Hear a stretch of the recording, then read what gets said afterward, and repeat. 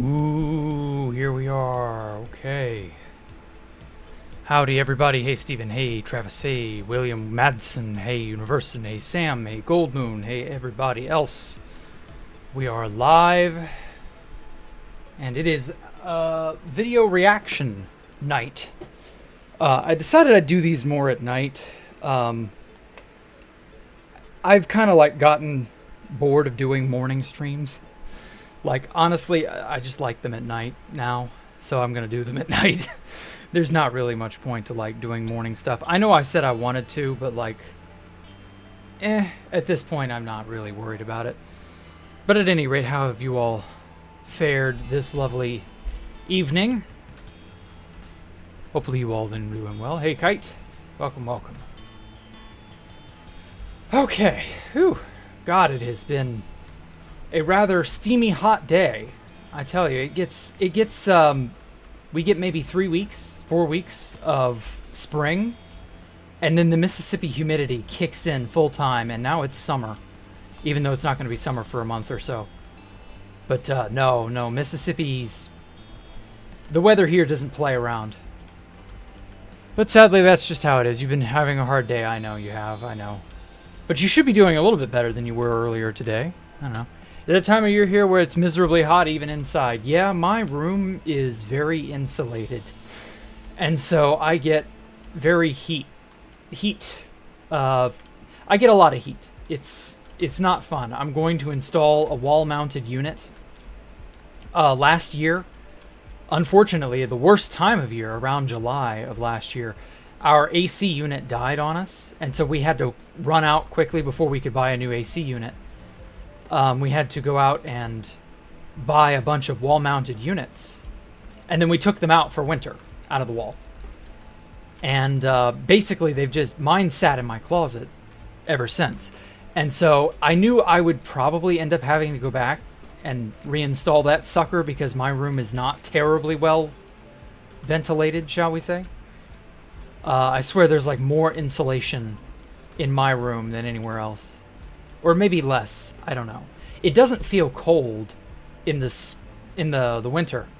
It stays like perpetually warmer by a good 4 or 5 degrees. You can feel the difference between the inside of my room and outside in the rest of the house. It's really quite annoying. Oh, dearie me, we've got customers. Give to me your... Oh, damn. Well, he dropped his gunpowder anyway. Okay, it's quite the little lucrative thing there. Now then, so 1.20 is on the horizon. Also, it's raining. Shit. 1.20 comes out in a week. I can't believe that. I'll probably fire it up when the thing drops. So I guess what in a week? That's what, next Thursday. So no, it won't be in time for hardcore. Will it? Let me pause and look at the calendar. Yeah, that's next Thursday. Damn. Or wait. Is it the 7th or the 8th? Am I thinking of the new Yu-Gi-Oh! Ban list, or am I thinking of 1.20 itself? 1.20 release date. Because, it is the 7th. Okay, so it will be in time for next Wednesday's hardcore. Okay, good. So next Wednesday, we will be doing 1.20 stuff. Awesome. Okay, so it's the new Yu-Gi-Oh! Ban list. I was screwing it up. Okay. Because the new Yu-Gi-Oh! Ban list goes into effect next Monday. Or no, sorry. Next Thursday. Fuck. It goes into effect on the 8th. 1.20 comes out on the 7th. Okay. Yeah, I got things mixed around there. But that's fine. You know, it all works out. It's all fine. Okay. Now then, let me, because it's video react day, I will happily see what crazy crap you guys have sent me this time. Hopefully it's not garbage. Whoops.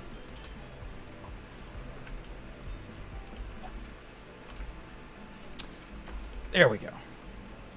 I want your gunpowder. Hey, Blue Plaw. Greetings, fleshy mammal. Yes. Well, I don't know that you're a fleshy mammal, but I'm happy to greet you as a fleshy mammal. Either way. All right, let me go sleep this crap off. I hate it when the weather gets all poopy. I hate it when the weather is poopy IRL, and I hate it when the weather is poopy in Minecraft. But at any rate, stone mining. Now we'll be watching. Well, that's the problem. I don't have anything to really do because 1.20 is next week. So, like, I've been buying time for what feels like forever because a large project. Like, I need resources to do large projects. But I can't, like, go out and adventure because then I'll be, like, ruining, you know, all the new land for 1.20. And speaking of, I did something it was like 3 weeks ago. I never shared it with anyone. I neglected to mention it.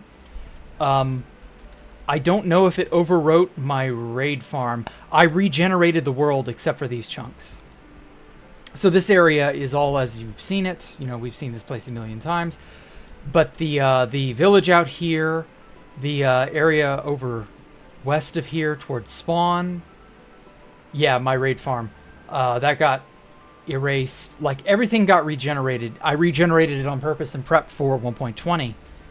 And I really don't want to venture out too far. I'm fairly certain my Guardian farm is intact. I've not actually gone and looked. I may have screwed up the Guardian farm too, but I don't know. You don't even know what's in 1.20 aside from armor trim? Well, armor trim is the big part of it because that's stuff you don't find. Like, you can't farm it. You have to go out and conquer. You have to go out and explore, that kind of thing. So I'm definitely thinking of where all I'm going to have to go to get armor trim stuff. Yeah, there it is. There's my little island. Ah, perfect. Okay. And my Guardian farm is fine too. So I regenerated a lot of the world so as to make it to where I don't have to venture out so far to get, like, you got to find, like, new desert temples, new jungle temples. You got to kill the Elder Guardians. Yes, even the Elder Guardians drop some of the armor trim patterns. I want to collect them all. I really do. And unfortunately, that means that there is a lot of adventuring and wandering around that's going to have to be done. But that's fine. That's manageable. I'm not worried about that. It's 70 and sunny here. Oh, good. Hey, S-Man-chan. Oh, crap. Can you not? Oh, you can't. There we go. Alrighty. So about 2 weeks ago or so, I managed to build this little upper area that leads up to this triangular shape. I don't know, what would you call this? Like, this juts out into the outside area. This is open to the air. Some of you probably haven't been here in a minute. But yeah, I got this nice open, almost like a bay or a landing bay or something like that. I prepared it pretty nicely, I think. I like it. I'm not updating. Oh, armor trim don't even look good. I love armor trim. Looks fine to me.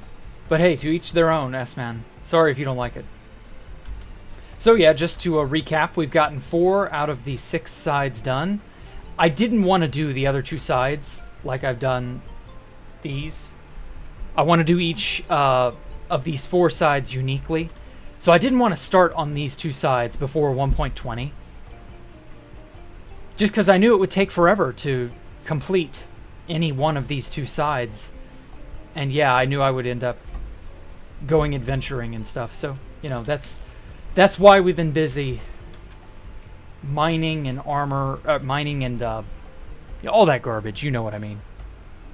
Okay. Now then. Oh, whoops. I hit a hotkey. What hotkey did I hit?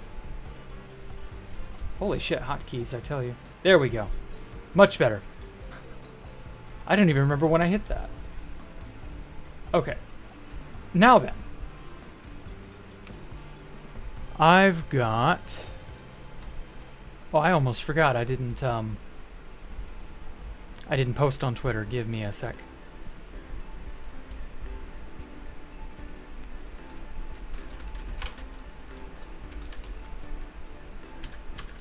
Hold on. Jacks. Friends at.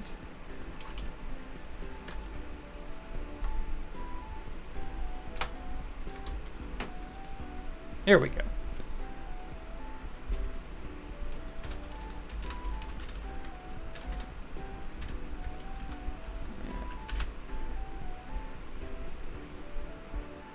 Okay, now then.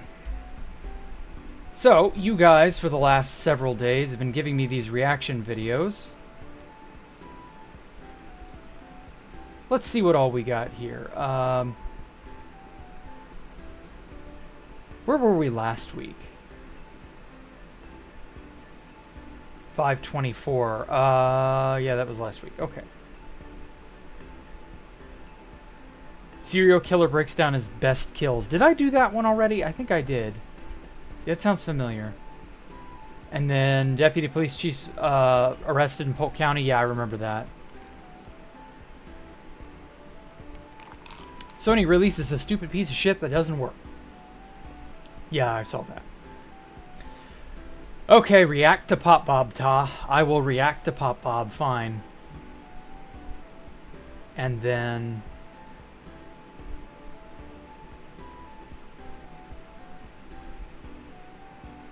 Oh, this isn't me. Holy crap, this is some completely different person. Interesting. The funniest fake Minecraft speedruns ever. The Scotsman's 20-second long insult. The fog is coming. Oh yeah, sun can't stop growing at night. That's not like... It's just dumb horror. Okay. Alrighty, let us react to Fit MC from 6 years ago. Holy shit, July the 2nd, 2016. Wow. Holy crap, that's so...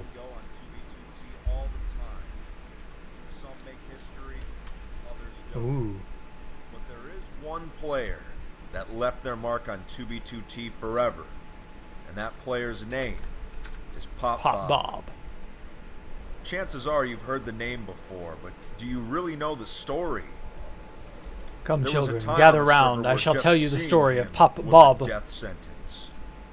Pop Bob has griefed more bases and monuments than any other player in 2B2T history. He's a lone wolf. He fights for no one but himself. And his reign of terror lasted years. No one was safe from Pop Bob. Actually, I wonder if these are challengeable. Like if this is factually correct. Like if there were any Pop Bob made history people who have since, one of the most eclipsed Pop Bob. 2B2T had ever seen. The Thunder Hack. I mean, yeah, that was something. Every time lightning would strike, Pop Bob knew exactly where it struck. By using this method, he hunted down players and bases over a period of months, non-stop. He caused many players to quit and never come back.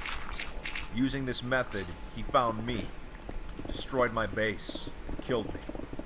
I spent a long time tracking him down, but finally, years later, during the third incursion, we found him.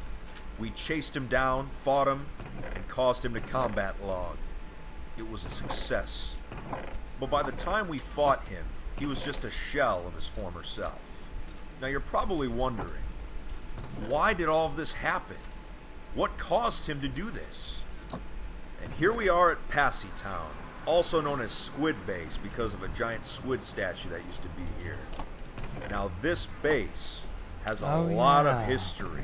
I remember it's one that of the place. last known places where Pop Bob actually based with people. And there were a lot of other famous players that lived here too. Now, of course, I've got Offtopia, the historian here. Oh my god, this is when Offtopia was still his friend. So, it was originally Holy shit, called that's so long Passy ago. Town, as you already know. Very cool.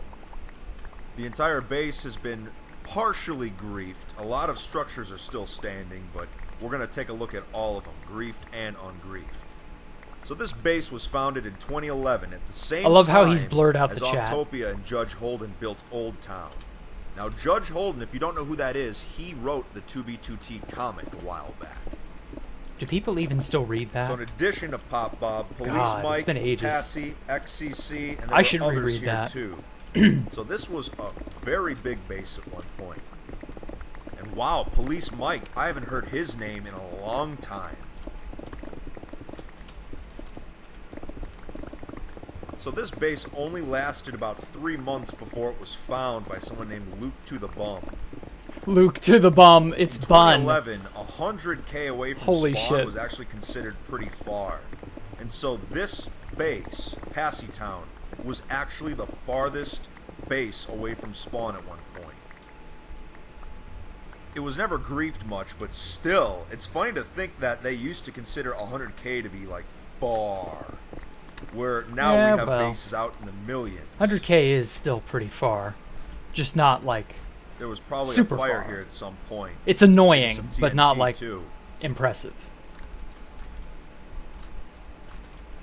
It's the equivalent of having to walk down, you You know, can tell this base was many, made in 2011 many flights of because look how stairs, or walk simplistic up many everything flights of looks. stairs, or take the It's elevator. all You know, the alpha it's not that blocks, big of a deal. basically. Like you got your wood, you've got your cobble and your mossy cobble, your stone slabs, pretty much. Stone slabs. Oftopia says some of Yeah, it wow. burned, but it's still mostly intact. Yeah, I can see that. Luke to the Bun was very, very upset. He was in a feud of some But kind wow, with it's one of weird the to base think that members. 5 years ago, Let me give just a little bit of actual context to some of this. Luke to the Bun and Police Mike were at each other's throats for some reason, and I don't think Luke had an exploit. I'm pretty sure he just had a friend give him the coordinates, and that's how Luke to the Bun got to Passytown, and so he was in the middle of griefing it, and that ended up like rousing Pop Bob's ire. And this is before the foundation of Nerds Inc., obviously. So like that whole little spiel about how Pop Bob fights for himself, etc., blah blah blah. Like it may have been true at the time, but it's not true now. Of course, Pop Bob doesn't play the fucking game, so who cares? But you get the idea. Like, I can't 100% stand by everything Fitz said, but he's not said anything that's just super wrong. Just sort of like the truth has merely been stretched, not straight up broken. You know? this was the base to be at. Like, this was the #1 base. I don't remember anything about it, so I don't remember how in demand it was to be there. Oftopia says, back then, Pop Bob had a back door to the server, and he and others used it. Not yet. Now- He would get that back door. That was in like October, November 2011, and Passytown was a little bit earlier. So for a little while, no, Pop didn't immediately have it, but that would soon change when the Nerd Nation would attack. Well, there have been many backdoors in 2B2T's history, but that is just one example of it. And it looks like this is a list of the players that used to live here. Oh wow, little Wow. Graves, that's so cute. It's Cream weird of to the think Slop. that these Wow, I players, recognize most that of name. whom don't even play anymore, wrote these 5 years ago. Oh wow, a whole 5 years. Wow, that was just actually, yeah, in back in those days 5 years seemed like a lot of time because we didn't expect the server to last at all. So of course, if it lasted 4 or 5 years, then that was an accomplishment in and of itself. Meanwhile, it's been well over 11 years since the server was founded. Oftopia says that after this base was abandoned, Police Mike, Chase, Holy shit, Cassie, the chat is and unblocked. CC all banded together while Pop Bob just became a recluse and went off on his own.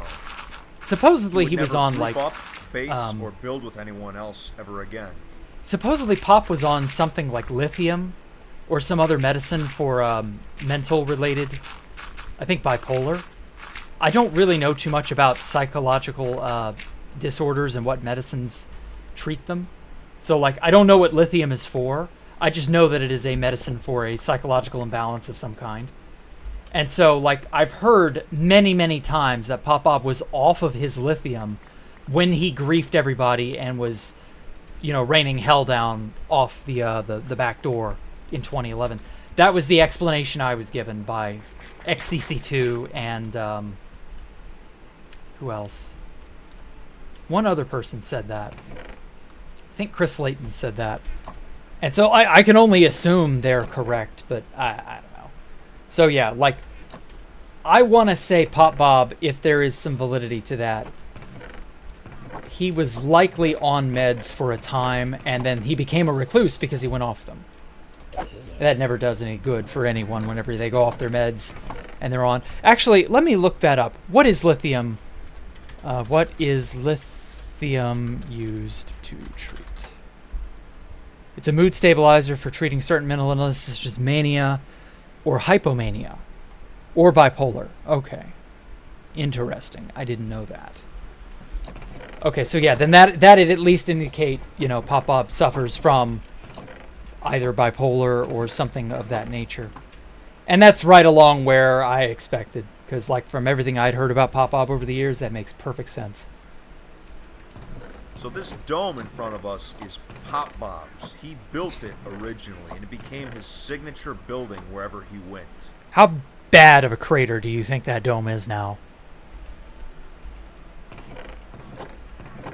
Shit, where'd I put my diorite? The guy may have griefed a lot, but he did know how to build. No, he didn't. He was okay at building, from what I understand. It really makes me wonder what happened here that caused Pop Bob to crack. Why did he stop trusting everybody?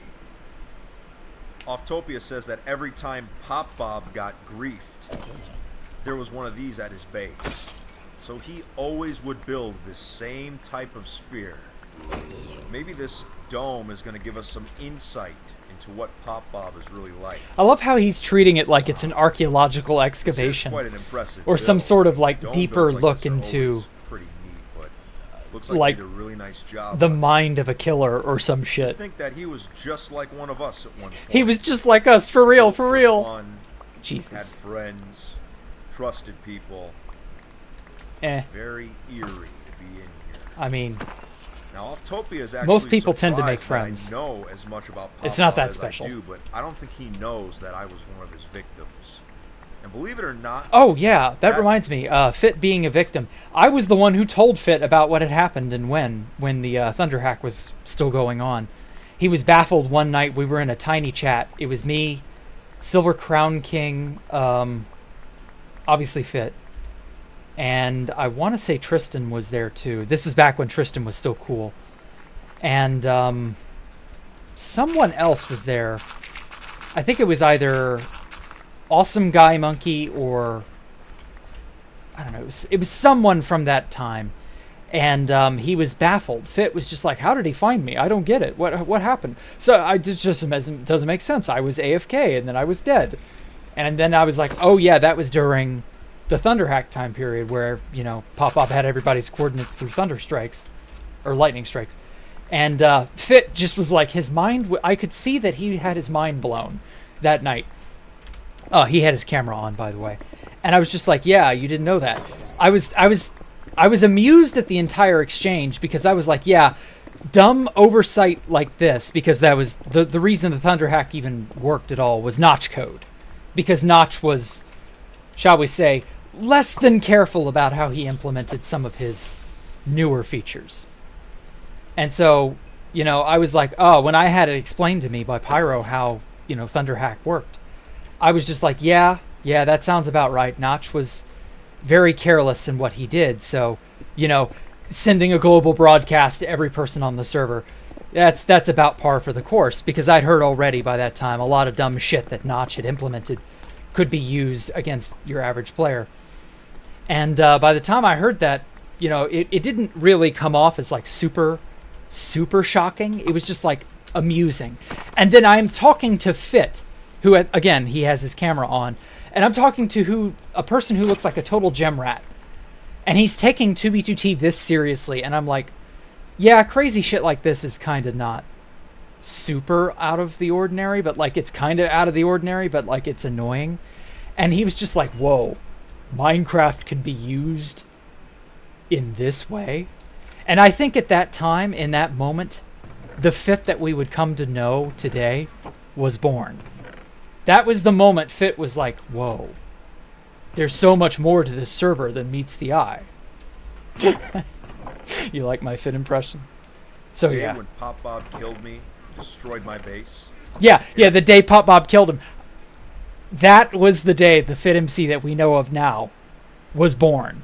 And it took several years, about a year and about 2 years later, he incubated, and then the Camping Rusher really made it come out. Actually made me a better player. Made him a better player. Getting griefed by Pop I Bob was guess. actually a rite of passage at one point. If he griefed you, but you kept playing, you pretty much had passed the test. A lot of people quit, and they just weren't strong enough for this server. Oh yeah, Fit came I'm from just the letting Oftopia know what happened that day. Fit came from the IGN invasion in a little bit after now. When was that? Like mid to late June of 2013. IGN hosted a video on 2B2T Spawn, and it brought in, a bajillion new players, and a good 80% of them peeled off after a very short amount of time because they couldn't handle the heat. And that was fine. We were happy to see them leave. But one of the few people who stuck around was Fit, funny enough. And, yeah, like, I can imagine the number of people who Fit may have had something in common with, only to see them all just gradually taper off and never come back because they, like he said, they got griefed. Or, maybe life moved on in some fashion for them. Like, yeah, there is something of a, it's kind of sad when that happens. I kind of empathize. A long time ago. No, it was really not that long ago. It was only about 3 years earlier by the time of this video. It was only July 2nd, 2016. That was only 3 years earlier. It wasn't really that long of a span of time. Pop Bob's backdoor access is what made him such a killing machine. Well, yeah, he had creative mode. mode. So fast it was like a blur, apparently. And I found that out the hard way. We're leaving the dome now, and we're going to check out the other parts of the base.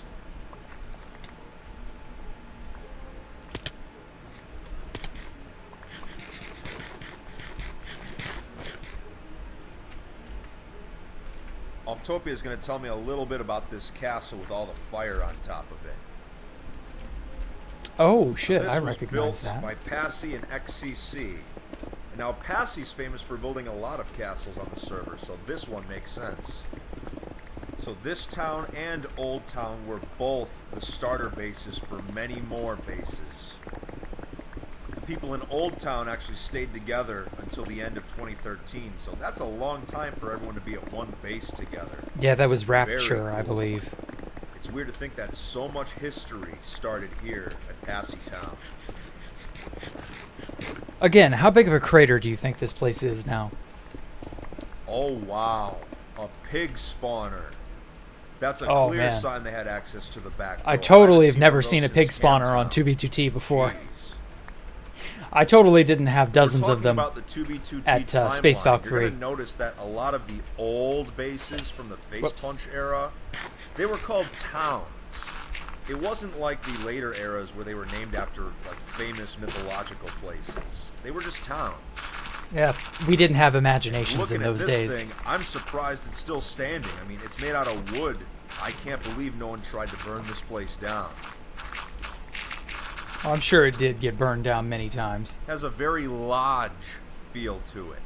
You know, like a hunting lodge or Like a Spawn Mason lodge. No, I'm just in kidding. the very northern part of the continental United States.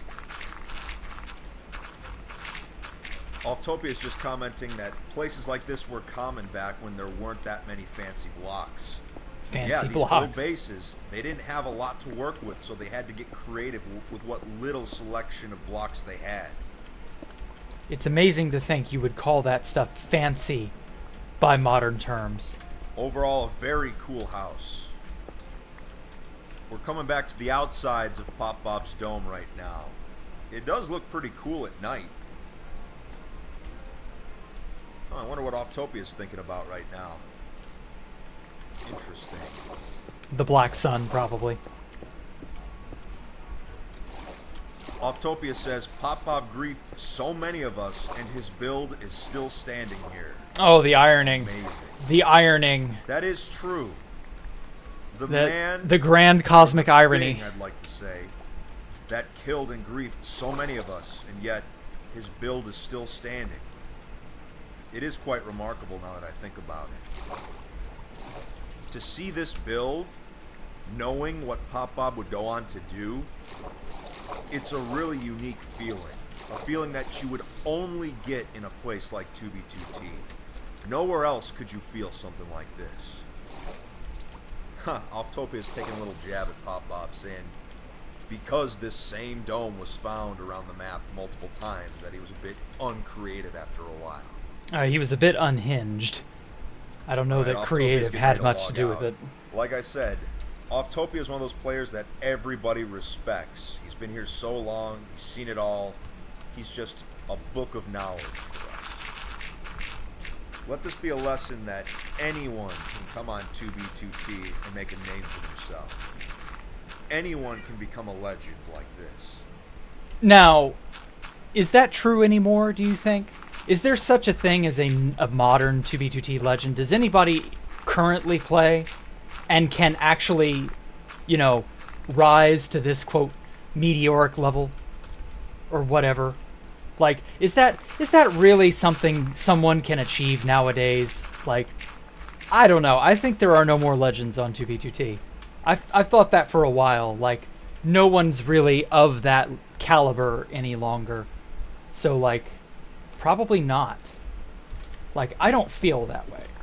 I've not heard of anyone who's played in the last 4 or 5 years since, like, actually, since about the pandemic, I guess. I've not heard of anyone who started playing during that era and has been, like... Or, well, actually, sorry, I take that back. I know of exactly one person, Orsund of the Fifth Column. He's the only person I know of that had started around that time period and made a name for themselves. So maybe it is possible. Holy shit. Cat, shut up. But, like, you have to go to such an extreme... Like, literally get banned by Mojang extreme. That's how crazy outlandish you have to be a legend on 2B2T. I guess. Grief thousands upon thousands of bases, yeah. I wonder, like, is there really... Hold on, stupid cat.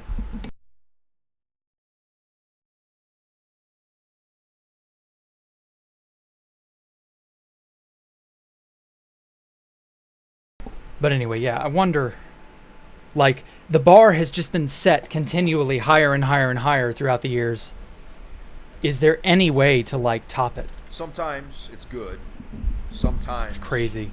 It's not so good. In Pop Bob's case, it was a reign of terror. Even though Pop Bob was 2B2T's antagonist for the longest time, this is still a piece of history we need to protect. Sure. Man, talking about all this dark history has made me kind of depressed. I think it's time to do something a little more fun. Oh, that's all of it. That wasn't terrible. That wasn't terrible. I forgot how good Fit could be when it came to storytelling. I really appreciated it. Okay, that was more interesting.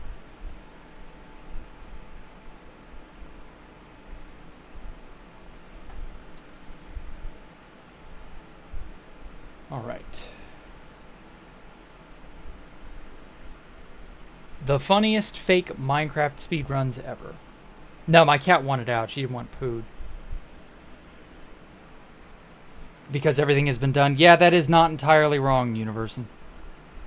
Look at this brand new... Whoops. Look at this brand new armor. Wait, what is that? Destroy the stupid Ender Dragon. Yeah! People who cheat in their Minecraft speedruns are hilariously bad at the game. These are the funniest fake Minecraft speedruns. Okay, before I click play on the speedrun, listen, I know it's fake, but this kid's microphone was so funny, there was just no way I couldn't include this in the video. The speedrunner falls down a hole with a chest at the end of it, and just listen to the reaction to what they find. Oh my god. Oh my god. Alright, that's enough of that. So yeah, the speedrunner that has to be finds a some parody. amazing loot in record time, and they also just happen to be right next to this conveniently placed end portal. They jump in the portal and... Yeah, they're still screaming in their mic. But wait a second, did you see that? I'll go back and play it again. In a matter of literal milliseconds, there's a cut to the speedrun and the timer somehow jumped ahead by 24 minutes. Honestly, I'm pretty curious what happened during that time. The rest of the speedrun is pretty normal, you know? They die 1, 2 times, their timer resets to 0 seconds, and they find a chest with flint and steel in it, as if that's gonna help them. I mean, come on, buddy, you have 640 golden apples, and you've still managed to die twice. But hang on a second, is their Minecraft skin the Rock? This speedrun is causing me physical pain. The speedrunner manages to die again, and they suddenly jump cut 27 minutes later, but they still have not beat the dragon. But it's okay, because their friend ends up killing the dragon for them. And it wouldn't be a fake Minecraft speedrun if their timer didn't malfunction again for the 4th time. This speedrun is gonna haunt me in my dreams. Alright, enough of that shit. The Scotsman's 20-second long insult. Mr. Pajama wearing, basket face, slipper wielding, Clyde Street buckle, gather up and play more blithering gomerel, Jesse old looking stoner, near fluky sand milk drinking, soy face, show piss, soy face, sniveling worm-eyed hootin' block, vile stooching calibrate tatty. I heard soy-faced. What? Like, did they predict the future? Weird. The fog is coming.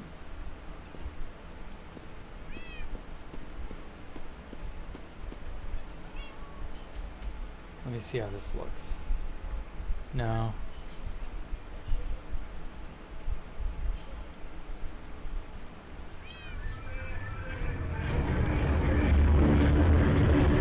Interesting. I hate these videos that are different aspect ratioed. It makes them so difficult to like. Okay.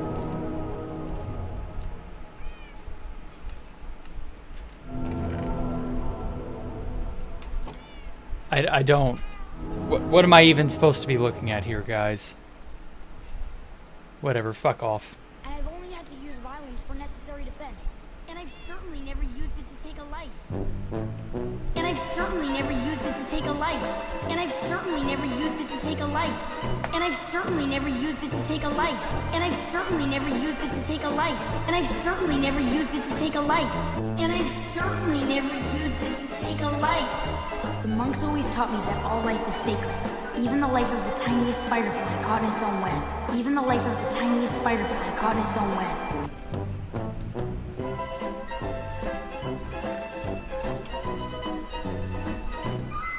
Okay, so he doesn't know what he's talking about. We get it. A young child is completely incapable of measuring and judging their own power. What a shock. God, it's almost like people don't know what they're talking about half the time. Not that that's really too special, but oh well. Alright, we got any more? Ooh, we don't. Aw, that's kind of sad. Nobody's put forth any more videos to react to. Oh well. Okay. Let's put that back down. Alright. Well, that was amusing enough. I hear nothing but Demo Man in that voice. Oh yeah. Didn't I was trying to think what other roles did oh god, what's his name? Why am I blanking on his name? Yeah, the guy who voiced he was Jake in Adventure Time. He was so many different voices. Danny DiMaggio, that's his name. Holy shit. Yeah, he wasn't he Demo Man, or was he not? Or is that somebody else? Yes, it was a classic. Hey, DB Coop.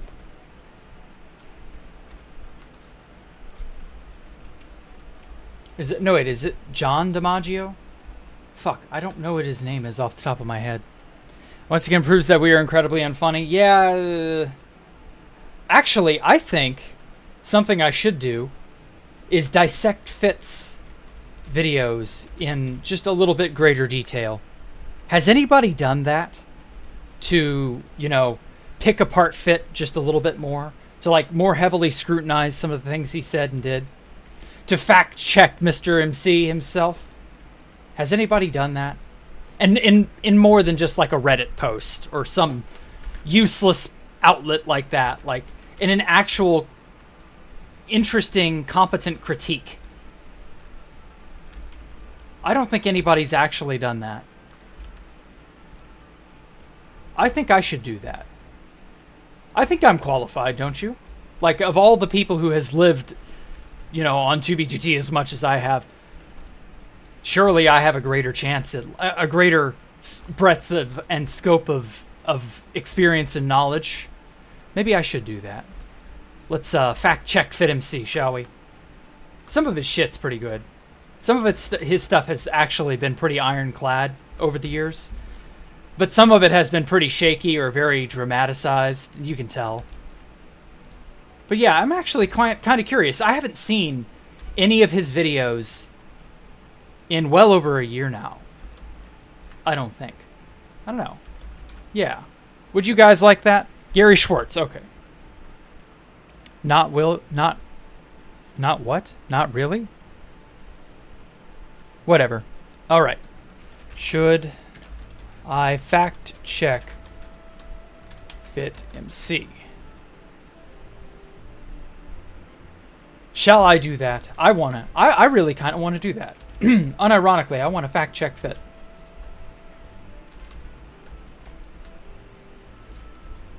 That sounds like that would be amusing.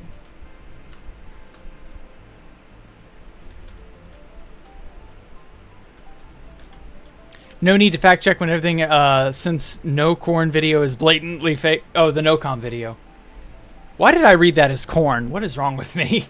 Everything since the no-com video was fake. I guess. I don't actually know. I never saw it. Or maybe I did see it. I don't remember.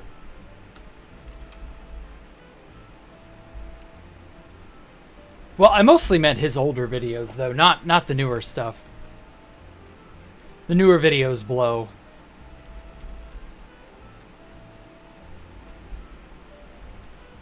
No corn. Yeah, I don't know why I read that the way I did, but oh well.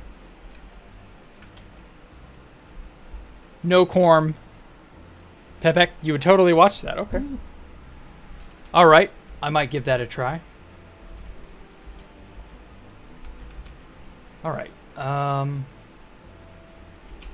I guess I don't need this emerald. We'll leave that there for now. Okay. Yeah. Let's do it. Let's dive through FitMC's video catalog. We'll start with his oldest videos first. I'm sure there's plenty of stuff on there that is, shall we say, expunged from the likes of YouTube. At least I wouldn't be surprised.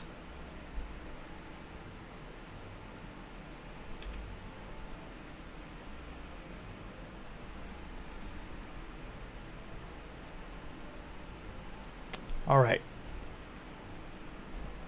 So, FitMC, 6 years ago. Shut up. The Strange History of 2BGT Spawn Aquarium. I don't care. TBH fam. Alright, you know what? Let's just start chronologically at the very, very beginning.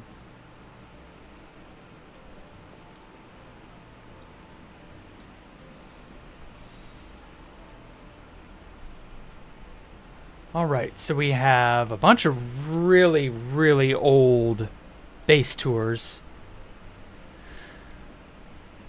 The Archon. Oh my god. Fitlantis. Oh man.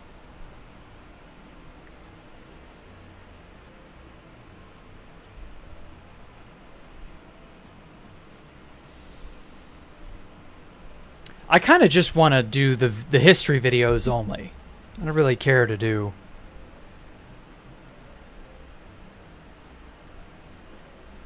I don't really care to see all the other videos that are not really important.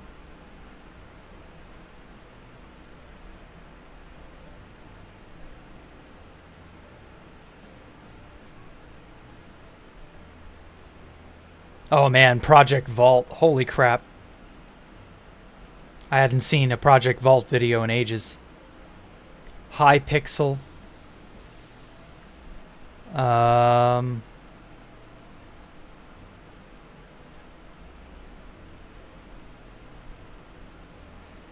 Where would be a good place to start that's like genuinely interesting? The last end portal.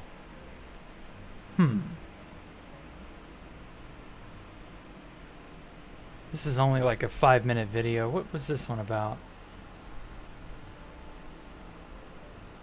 No, that's not a history video. 1.11, ooh. The map limit, the 1111 dupe. Oh my god. God, where was his first really big history video? Journey to Aqua Island. Oh, that was Alpha. Oh my god, Alpha made him do that. Oh, I remember that.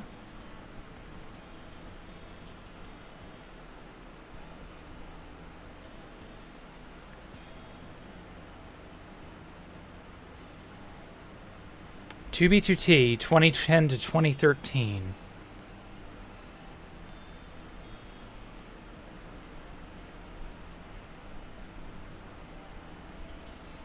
I'm kind of curious as to what this one's about. Spring Break, this must have been 2017.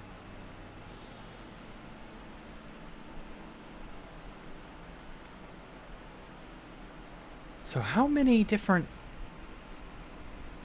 Like, surely he had to have made more than just these. These were, like, really bad. There we go. Okay, so the World Border Base leaked. Oh, yeah, the Battle of Summermelon. Oh, man. Okay, now that's not really a history video, sadly. The Super Weapons Return. Oh, I was featured in that one. The Spanish Invasion. Elrich MC joins 2B2T. Fit Seems Barbie Girl on stream. Oh. Damn. This is a fit that I really desperately miss. Initial L? What? Oh, Breath of the Wild stuff. Why on earth is he playing Breath of the Wild? Fit did a VR chat video? What even?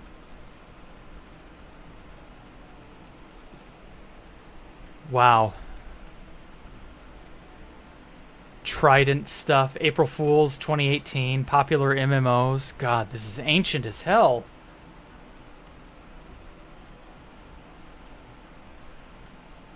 Oh, this is actually a history video. Okay, that's good. Sato's 2B2T incursion. The most hidden base on 2B2T, Bodekin. Okay, so this is where I think he starts actually doing interesting videos again. The Bodekin tour.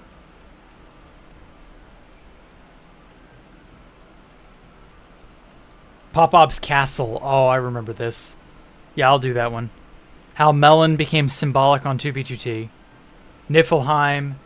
Fuse Twa invades. God, this is so nostalgic now.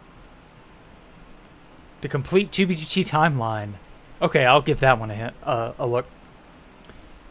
Ah, yes. Could 2B2T exist in Hytale? Probably not.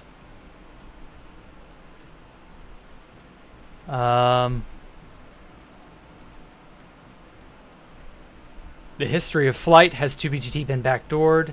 Okay, so this is where we start seeing the fit from around Etika. Yeah, this is where we start seeing the fit who would, you know, be the fit that we know today. This isn't really history. I'm not going to lie. This is more just current drama. Or at least the drama that was current at the time. Could an AI escape Minecraft 2B2T? Yes, probably could. Not back then, but today, yeah. Well, to be To be frank, apart from when... Oh, the history of kings. Okay, now that's actually interesting. I don't think there's too much else. Like, actually, that was really interesting. That would be worth covering, you know? The Q is leaking bases. Oh, I remember that. The Great Book Banning. 2B2T's base rebuilt in secret. I got banned on the Vatican's Minecraft server. Why the hell did the Vatican have a Minecraft server? Can anybody tell me that? Makes no damn sense. History of the rare capes. Netherite versus Obsidian. This is a 3-year-old video. To think Netherite is a 3-year-old add-on to the game. How furnaces became weapons on 2B2T.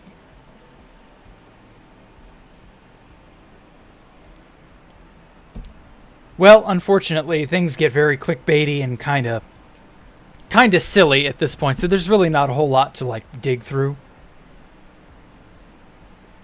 But damn, I do really, really, really miss early FitMC. Trump blasts Jared. Oh my god, I remember that.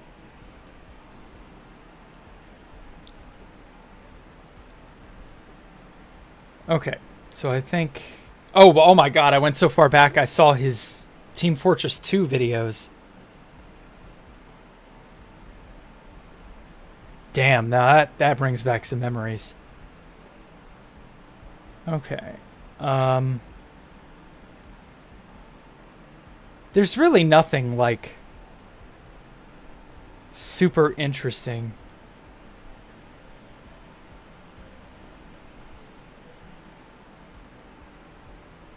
Oh my god. So much clickbait crap from way back in the day. Okay. I don't think... Secret Spawn Base Tour. This was Offtopius exploring the Crystal Islands. I don't know. I might see that one. Dark History. Battling the Dragon. Oh, the super weapons. Yeah, okay. History of super weapons. I'll see that one.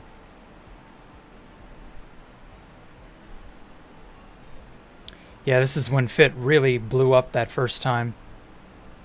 It's hard to believe that it's just so much time has passed. Ooh, Space Valkyria. I haven't seen this one in ages. I'll rewatch it. Lytra Stunt Gone Wrong. 2016 dupe exploit. I don't think that was the 1111 dupe. Yeah, nothing really, like, super interesting happens beyond this. Okay. Yeah, we can watch a few Fit videos from way back in the day. To think it's been so much time. Okay.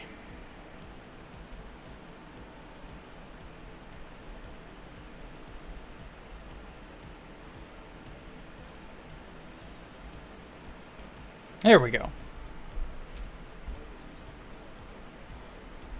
Oh. Sorry, let me get rid of the poll. I just suddenly realized that was showing up in the chat there. Okay. Watch Operation No Warmonger. Okay. Alright. I will try that one. Whoops. You're not supposed to see that.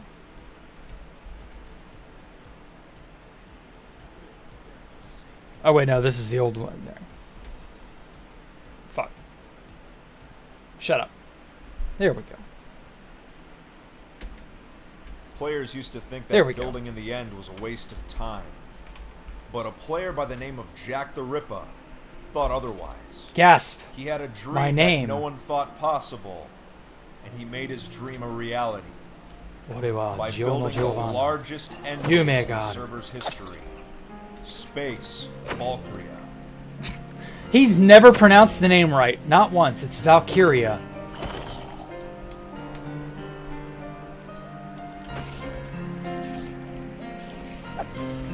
This is a good track. Holy crap, this actually fits. Yeah, wow. What was the music? Oh, okay.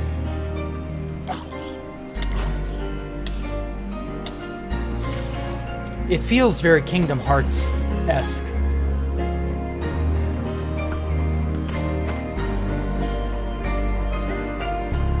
Wow, that's a good tune.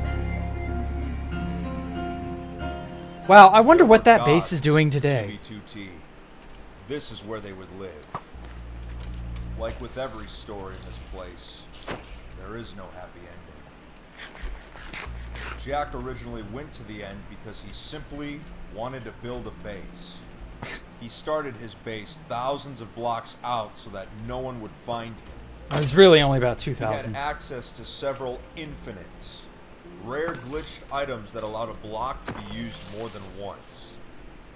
In combination with a cobblestone generator, Jack was able to build his legacy in the end. Over time, Jack started inviting more and more players to see his base. He makes They it were sound so all impressive. dumbfounded by it. They were shocked that such a utopia could even exist in an anarchy server. Jack was the first to invent the concept that would later become the museum. Jack collected player heads from various players and stored them in Space Vault. He's also one of the few known people that ever had Pop Bob's head. That isn't anything Space special Vault now. was Everybody's had truly that. a wonder to behold. And that's part of why it was destroyed by griefers once the 1.9 update was released. Well, no. That's not how that The entire went. base was withered and disassembled block by block. Very little remains of what once was Space Vault. No, I do remember how it fell 2015, down. After the third incursion was finally over, I wasn't sure what to do with myself. So I made a pilgrimage to the end and went out as far as I possibly could. Using Piston Airship, I accidentally discovered the location of Space Vault and took a look around. Respecting its beauty, I left it alone and simply used it as a launching pad. From there, I went out over 15,000 blocks in the end, farther than anyone else had been at that time. Using the parked airship as my starting platform, I began my own end operation, the DFC. It was intended to be a public base that other players would use to launch their airships. But once Mojang announced the 1.9 expansion of the end, the project was abandoned. Airship travel I do remember was no this. longer as useful on 2B2T. I still stayed for a few months in isolation, fishing, harvesting melon, just simple tasks. Living way out over a vast, empty nothingness was the first time that I had felt alone on 2B. Yeah. I'm sure Jack felt the same way. That's what I loved about it. I was almost alone. Almost. You could never truly be alone, but you could get a close sort of approximation. But no, I guess this is the first point I'll have to fact check. Like, no, it didn't fall in 2016. It didn't fall with 1.9. Space Valk 1 only lasted for like a month and a half. I started on it in April. Actually, no, it was 2 months. It was in early June. About this time, I don't know, about a week or two from now, in 2015 is when it was griefed. I've explained the tell at A exploit before, so I'm not gonna like explain tell at A too much more. Just that was the means by which Space Valk was found. Both Talo and Pop Bob used tell at A, and that's how we were discovered. It was /tell at A, and then you would put in your X, Y, and Z coordinates, and then using that you could, if anyone was within those X, Y, Z coordinates, you would be whispering a message to them, blah, blah, blah, blah, blah.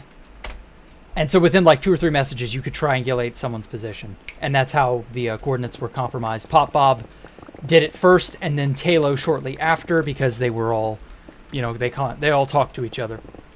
And funny enough, speaking of Tell at A, Pyrobyte parked his account at Space Valk overnight, and he was using his greeter to, you know, greet people.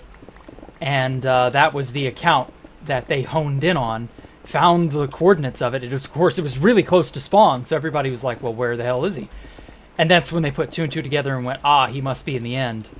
And because Pyrobyte had already been known to have an end base by that time, it had already been destroyed. So they just kind of thought, well, Pyro probably made a second end base, or he's out, you know, at a new one, or some shit like that, and got careless. But no, he was at my end base and got careless. And that's how Space Valk 1 was compromised. And Jared showed up. IMBJR actually showed up with him. And Talo brought some other people. I'm curious, is IMBJR's video still around? IMBJR was the first person to grief Space Valk. I want to see if that video is still up on the webs. IMBJR.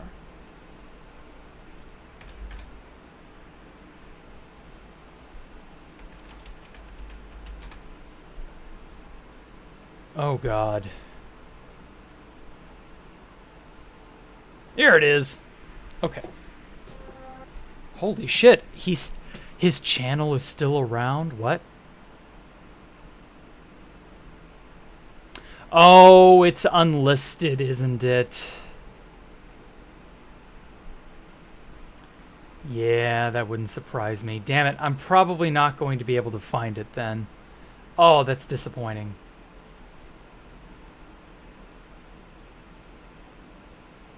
Well, I mean, he has a website here.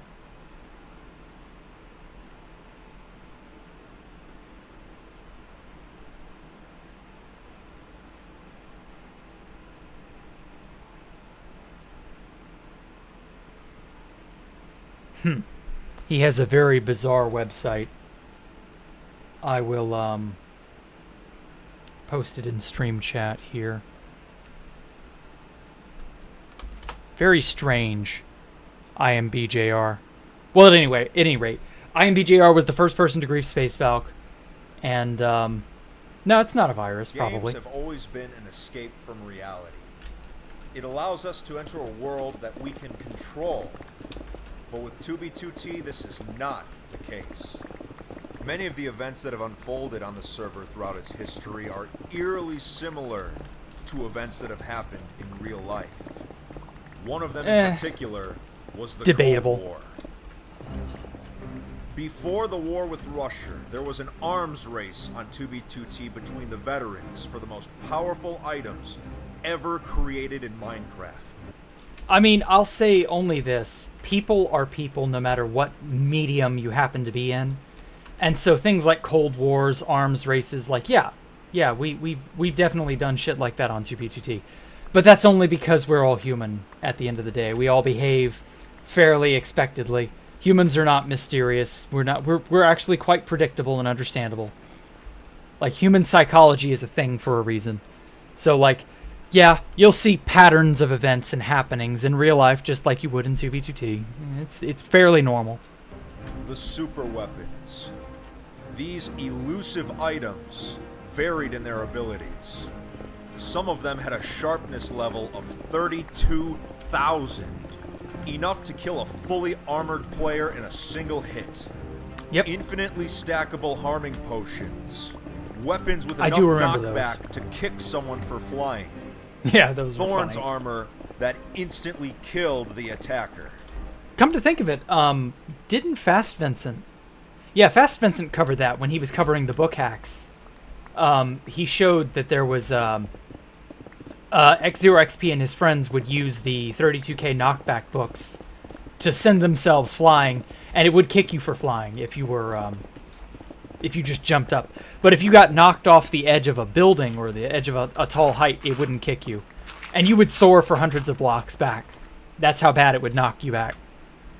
Knockback, what is it? Knockback 32,767.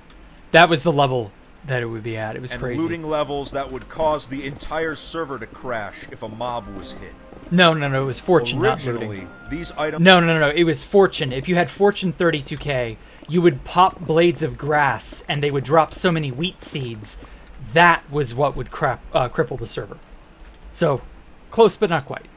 were only available to a select few, but over time, through death and through charity, they went to others. Now you're probably wondering where these weapons came from in the first place. Pyro and Two Tristan's players, back door. Pyrobite and Tristan, used a back door similar to the one Pop Bob used. False. Sorry, this didn't happen the way that they're saying. I do remember it happening, but they didn't spawn in weapons then. This was the Nerds Inc. backdoor at the end of 2015.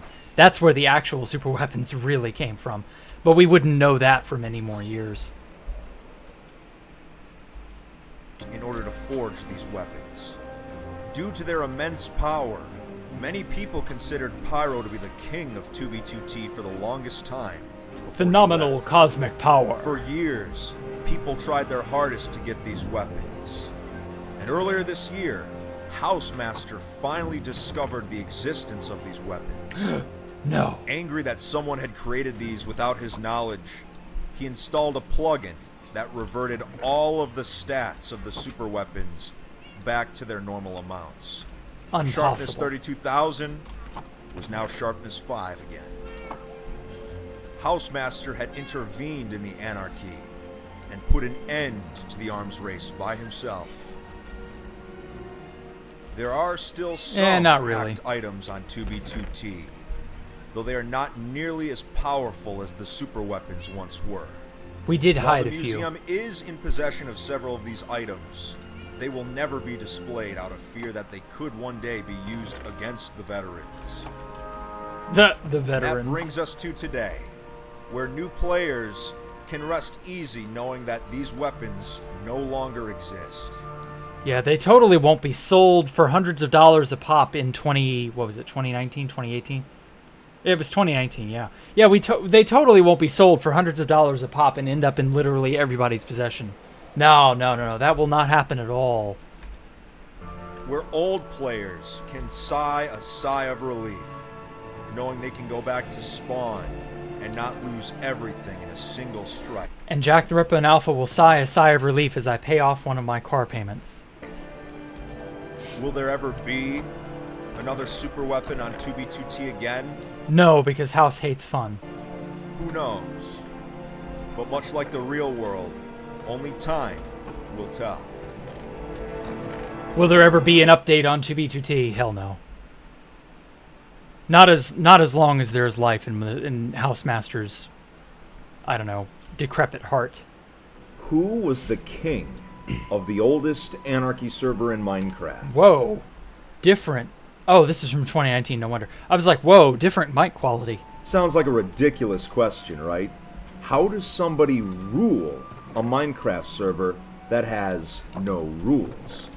Well, when you've had hundreds of thousands of players over the years, there's bound to be a few that desire power, influence, and attention here on 2B2T. Today's video focuses on two individuals who both called themselves the king of 2B2T at one point. One's journey ended in disaster, and one went down as a 2B2T legend.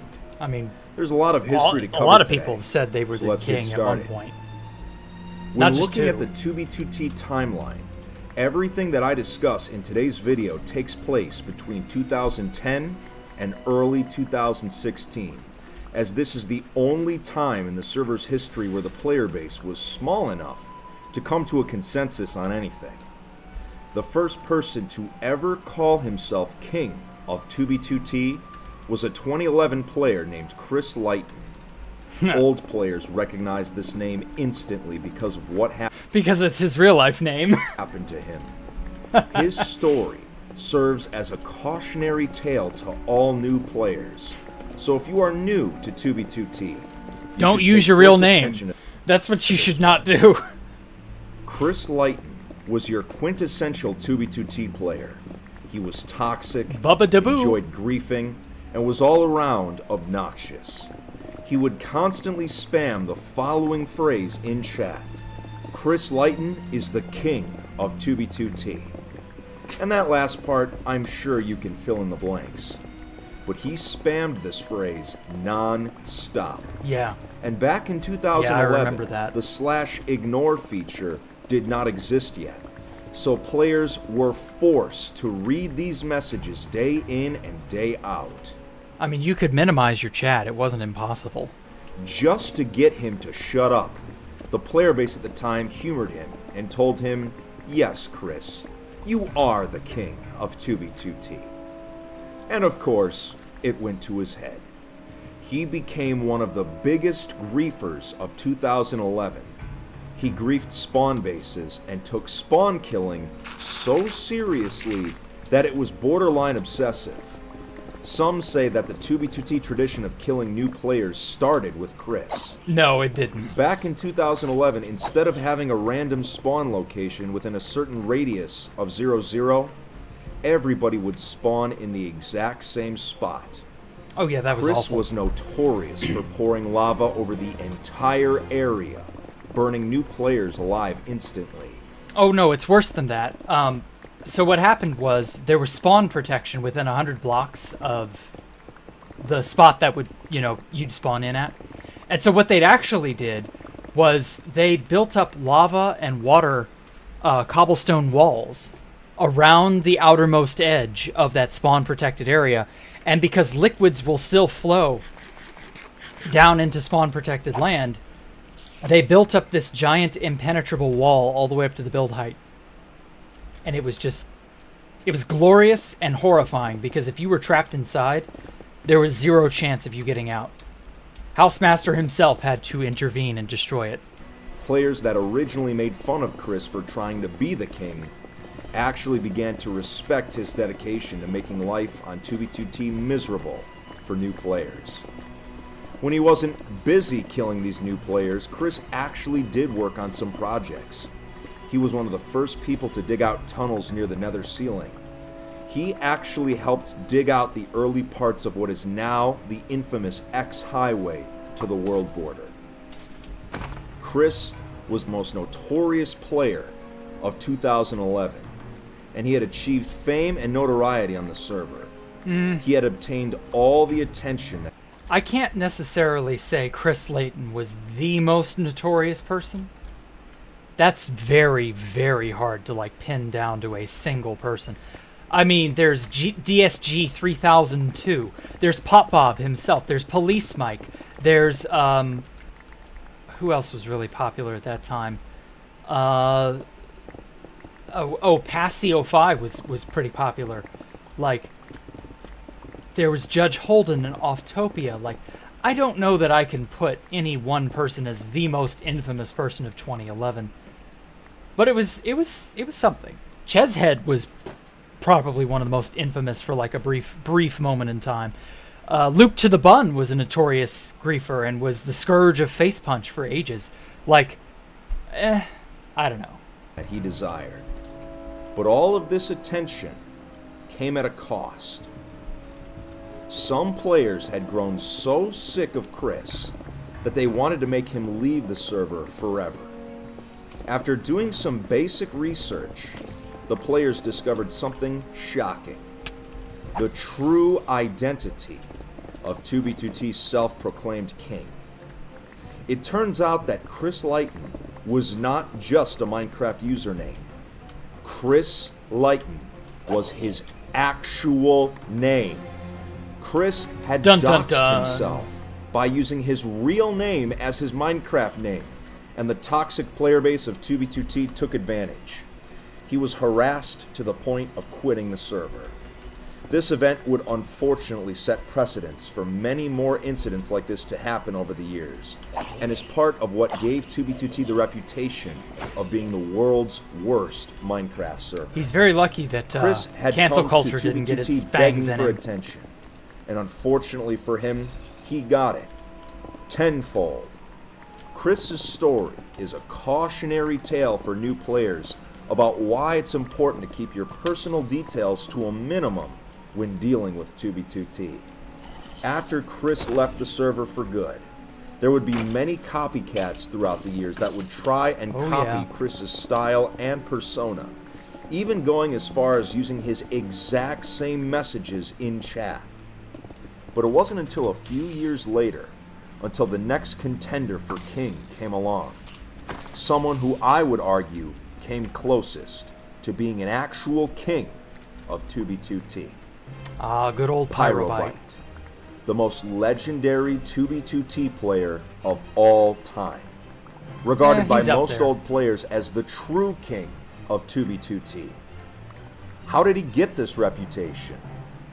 Well, similar to Chris, originally, Pyrobite was seen as an obnoxious player. But unlike Chris, Pyro was an actual computer hacker. He was able to make his own hack client and exploit the server in ways that had not been done before. In 2013, using a backdoor, Pyrobite together with iTristan teleported to the world border, becoming the first players on 2B2T to see it with their own eyes. Pyro was also one of the creators of 2B2T's super weapons, the 32K items. Much like his predecessor, Chris, Pyro himself enjoyed griefing the spawn region and started the trend of naming withers after himself. He would name all of them. Pyrobite is the king of 2B2T. He spawned them all over. I personally can remember New Year's Eve of 2014 going into 2015. I was on 2B2T that evening before heading out for festivities, and while I was playing, I was greeted with this sound. Pyrobite spawned about 50 withers in the span of about a minute, all of them named after himself. Pyrobite was also known to mess around on the Nether roof before the plugin existed that kicked players off of it. Being a member of Valkyria, he established good relationships with the player base at the time. He would be a part of many bases in his time, but his leadership abilities truly began to shine when he was selected as one of the leaders of Asgard 2, the largest group base on 2B2T in 2015. Since the majority of the active player base lived at this base and saw Pyro as a true leader, most took Pyro's claim of being king as fact. He was a powerful player with backdoor access, but never used the access maliciously. Of course, like any ruler in real-life history, he was not perfect. While posting screenshots in a group Skype chat, Pyrobite accidentally leaked the coordinates of Asgard 2. Pyro knew that his favorable reputation would suffer if the truth got out. Nobody could know that Asgard 2 was his fault. So he decided to hide the truth. His accidental leak was so well hidden that even I didn't know about it until years later. In fact, me finding out this revelation is part of what made me want to make this video in the first place, now that we finally know the truth behind Asgard 2. But telling us all that a coordinate leak had happened and that griefers were on their way, Pyro knew that if he could channel the base's energy and anger at something, it would make it easier for people to move on from Asgard 2. All of this would culminate into the creation of the third incursion at spawn. Since Pyro felt bad about causing Asgard 2 to fall, he wanted to give the base members a memory that they would never forget. So using his powerful repertoire of items, he utilized infinite blocks to help build one of the most famous structures in 2B's history, Wrath Outpost. Pyro proved his leadership abilities by turning what could be seen as a tragedy into one of the most positive experiences players had on the server. I still look back fondly at those times. In early 2016, Yeah, they were pretty good. Pyro quietly left 2B2T for good. In the community, there's this running joke that you can quit the server at any time, but you can never leave. Pyro is the exception to this rule. He deleted his GitHub and most traces of himself on the internet. He left the world of 2B2T behind, forever, and very few have heard from him since. The only active player on 2B2T that still has ties to Pyrobyte refuses to give up any details about him, and I can't say I blame him. Pyrobyte is the closest 2B2T has ever had to an actual king. He had immense power on the server, yet showed restraint in using it. He had the respect of the majority of the 2B2T player base, with most actually referring to him as king. If you want my opinion, I'd tell you that yes, he was the king of 2B2T. While there have been countless copycats of both nobody will Chris ever and Pyro rise to that over the level years, again, I think. none of the players could back up their claims of being the king. Now, with the player base being so large and divided on a multitude of issues, having the community agree on someone being king is borderline impossible. Oh yeah. The era of kings on 2B2T is long gone. But it makes for an interesting memory and a very interesting story. If you enjoyed today's video, make sure to subscribe and nostalgia like trip. the video. Also make sure... Shut up. Oh well. Yeah, that's more or less that's how it goes. I wish that it was not quite so harsh, but yeah, the era of kings is over. Alright, the complete 2B2T timeline. Fit MC. Oh my god, I remember when he had this, that opening. The 2B2T timeline is Oh my god, finally Octopath complete. Traveler music. The oldest Anarchy server in Minecraft, 2b2t.org, has a history unlike any other multiplayer server. In 2014, the Timeline project was started in order to keep track of the long and troubled history of the server. Throughout the years, several changes have been made to it in order to have more historical accuracy and less bias towards particular groups. Just a few days ago, Sato86 released his long-awaited update to the timeline. Many of you have asked for this video for years, so I am happy to finally give it to you. The complete 2B2T timeline. I wonder if a new one has been released since. Our first era, the Age of Unrest, begins on December of 2010. 2B2T comes online for the first time. In less than a few days, Spawn is already destroyed. There was no established community during this time. Discord didn't exist yet. No one was using Skype. There was no Reddit. A few players used Steam to communicate, but most used in-game whispers. Sabotage and griefings were everywhere. Some people would communicate through Skype. During this era, the server was heavily advertised on both 4chan and Facepunch, prompting players from both of those sites to join 2B2T and bring their culture with them. The Facepunchers were one of the largest groups on the server at this time. Yet, not a single group from this era has survived to the present day. This is also the era we know the least about.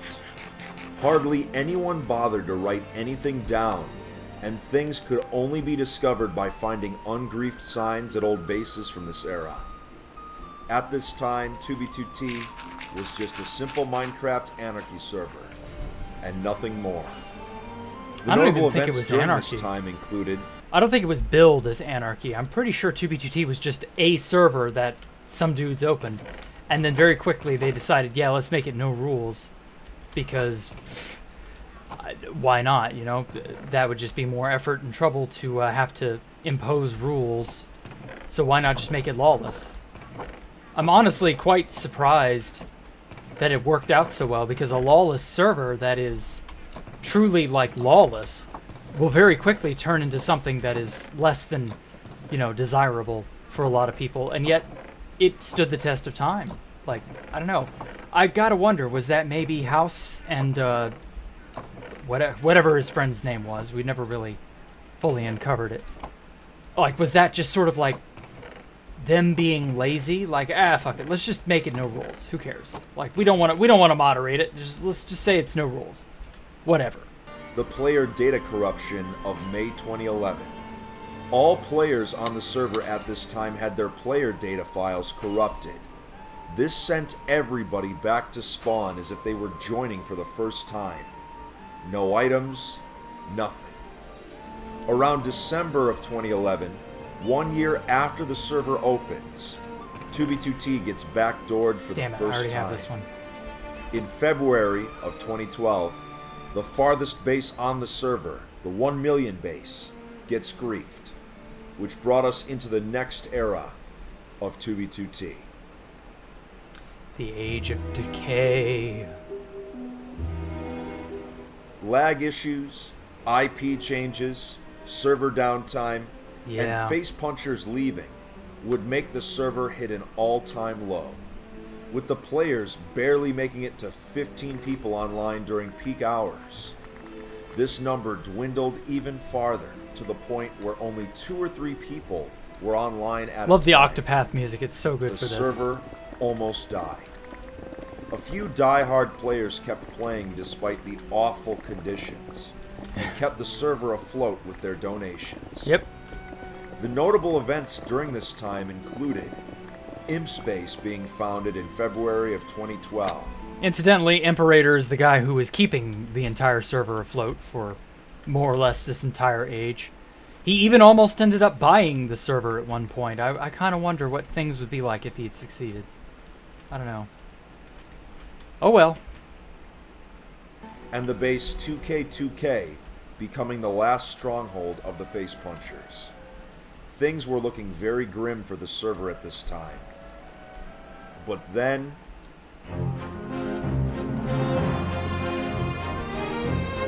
slowly but surely, the community started to recover over the course of this age.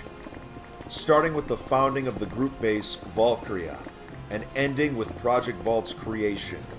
This time was the 2B2T Renaissance.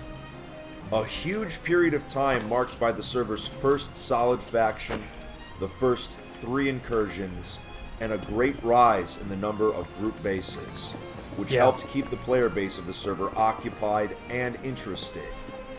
It was during this time that a greater 2B2T community started to form. It was during this age that 2B2T became more than just a Minecraft server. A little This is when 2B2T started to become something truly unique.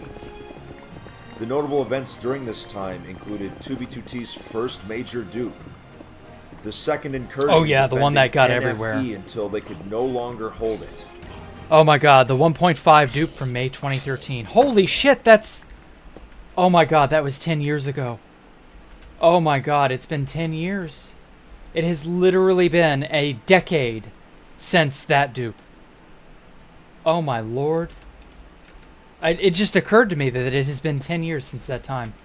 Holy crap. Oh, where has the time gone? Oh, that just blows me away. That was the very first dupe that I really got to be involved in. Because before that, it was all private stuff that nobody was willing to leak. There was a lot of, like, secrecy, and the groups were very tight-knit. Man, that just... Oh, that brings back memories. Oh my god. The founding of Dude. Shenandoah. 2K2K being buried in a giant lava cast. 2B2T being backdoored for a second time. Yeah. The founding of the Southern Canal by Thebes and Sound. The founding of Asgard 2.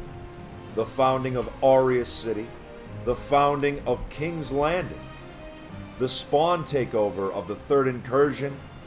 The founding of the Vortex Coalition, which would go on to become one of the largest groups on 2B2T. And finally, Sadly. ending with the creation of Project Vault in an attempt to preserve 2B2T culture, though the project would never go public. The community was at the perfect size around this time, with an average of 15 to 50 players on at any given time. It was truly the 2B2T Renaissance. This brings us into the next period. Ah, yes. This was one of the dullest Pre-hype times. period was a time in 2B2T history where the server began to receive a lot of attention from the community outside of the player base. It was also a time of great destruction in the community. My video, The Day 2B2T Almost Died, covered a lot of things that happened during this era, but here's the gist of it all. Imp Space, one of the largest and most secretive bases on the server, is leaked and destroyed. Motherboard releases an article about 2B2T at this time. Not too long after, Rock Paper Shotgun also releases an article about 2B2T. Multiple bases during this time are destroyed, such as Space Valkyria, KGB, Land of Norfs, as well as a few others. It's around this time that the backdoor drama happened, which caused the player count to plummet to single digits on some days. It was a dark time. It was. But absolutely nobody was ready for what would happen next. Yeah, out of nowhere. New era on 2B2T. Whiplash. Just tonal whiplash.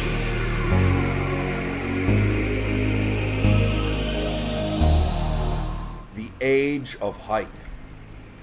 On June 1st, 2016. Oh my god. That's tomorrow. A big YouTuber by the name of The Camping Rusher began a video series on Happy... 2B2T. What are we at? 8? This would change the server forever. What?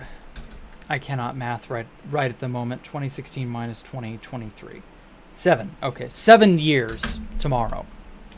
The influx of players was so large that the 7 server years, good was lord. not prepared and required upgrades. I can remember where I was and what I was Before I get into doing. this era, I want to mention that this is the era that 2B2T is still currently in.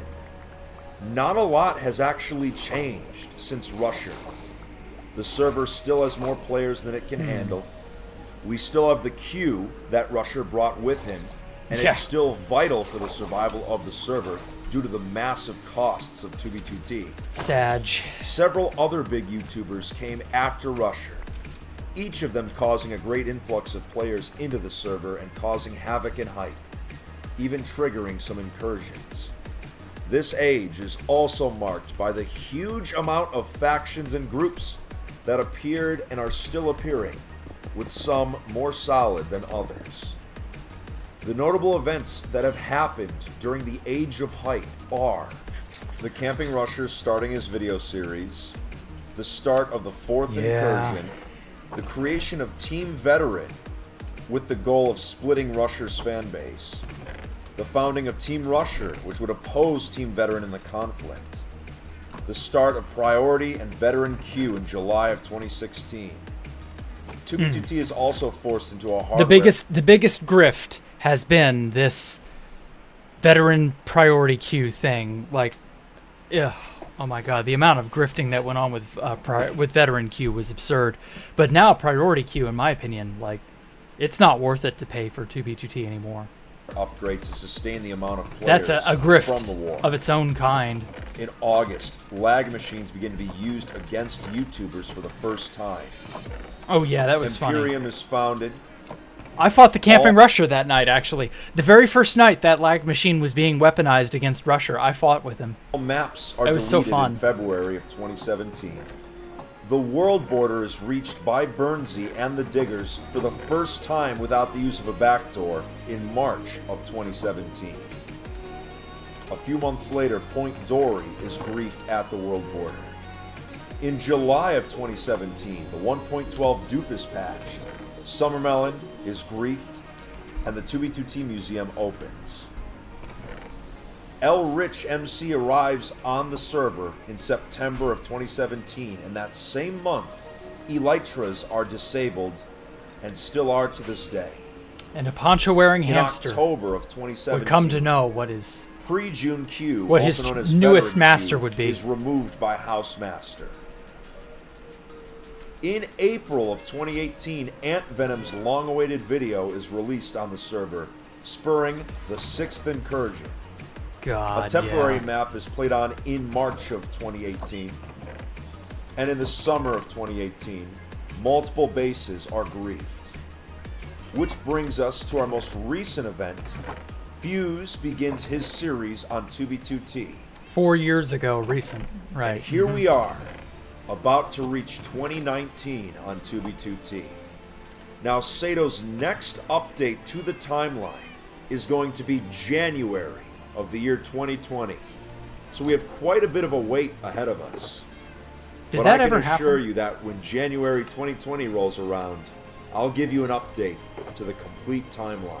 I'm curious. Did I he ever want to actually thank do Sato that? for continuing his timeline project after all these years. It's truly remarkable that we have all this digital history written down.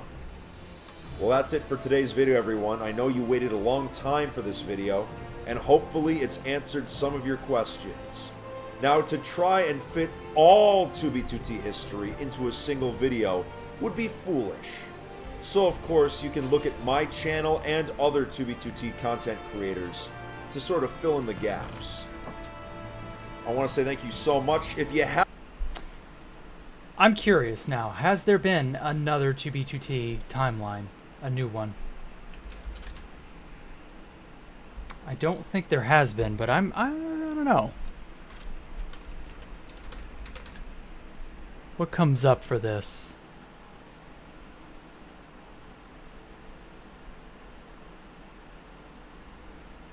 Oh yeah, update. March 2020. Wow, did they really did do or he really did do another one, Sato. Holy shit.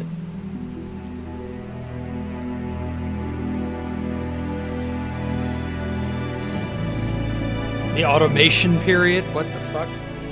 Why was it called that? This is the updated timeline of the oldest Anarchy server in Minecraft, 2B2T. The timeline spans from the server's origins in 2010 to the present day in 2020. Damn. 10 years of 2B2T by that point.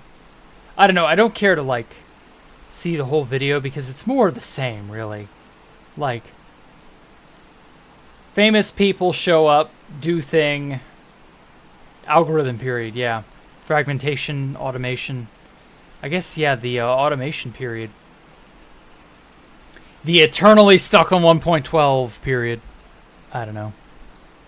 What is my favorite space Valk, or least favorite space Valk? I guess 2. I don't know.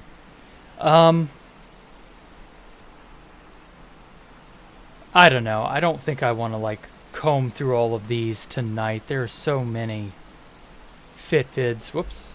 So many videos that Fitz made. Well, we'll do that some other day. Next week, I guess. But yeah, it's been quite amusing. Getting to, I don't know, nostalgia trip through all this stuff. Oh man, how much time has passed, how much things have changed. Life is just, it really never does stop, does it? I'm forever, like, I'm forever amazed at how I feel like I get to a point where I sort of have plateaued, but then the rest of the world goes zooming on past me. So I don't know, maybe that's not a good thing. It's so weird.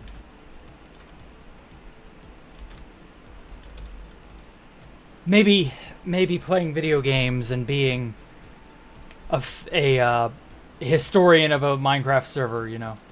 Maybe that wasn't the best way to spend my time. Nah, I'm just kidding. That shit was awesome. I'm so glad I did that. There are a lot of really interesting things and people that I got to see. So, like, all things considered, I can't say that it was, you know, a waste.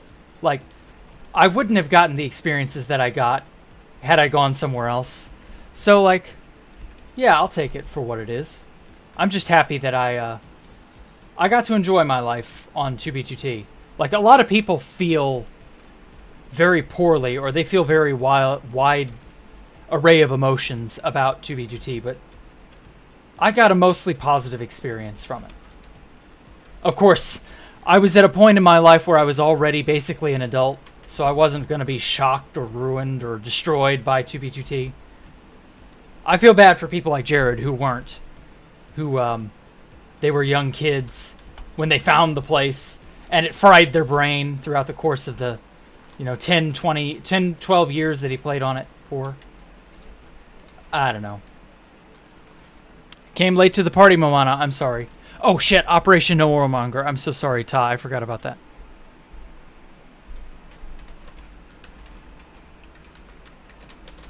Let me find that real fast.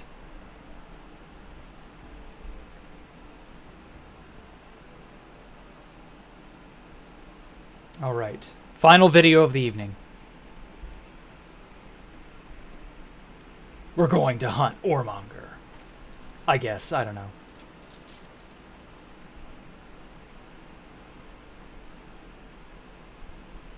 LLL and LLL in Washington Square.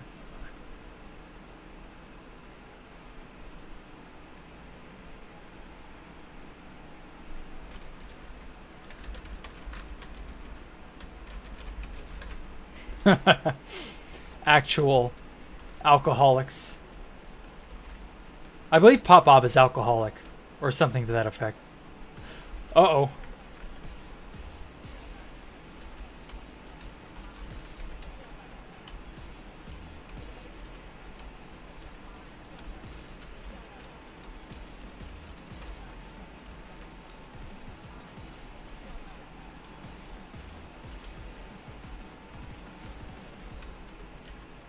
Fear is the mind killer. Wow, I just got that reference. That's a Dune reference.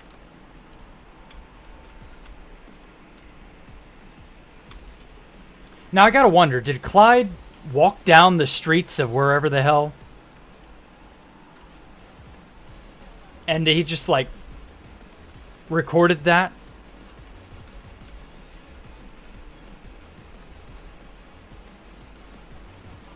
Oh man.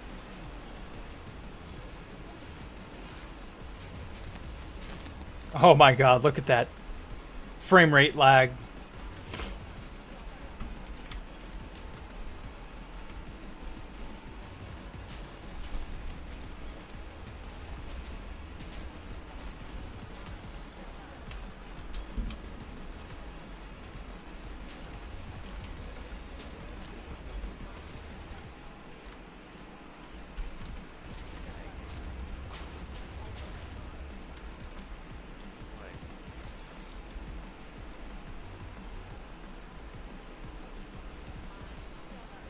I mean, it's not bad. The cinematics are...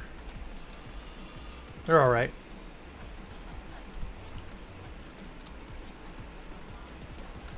I don't know. I was never that enthralled by griefing videos.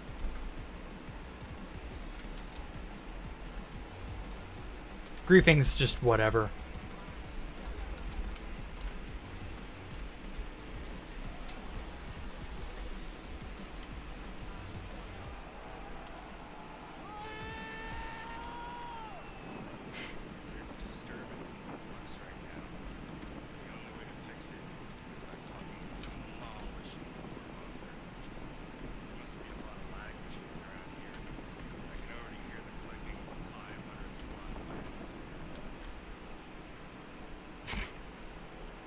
They're such little tryhards.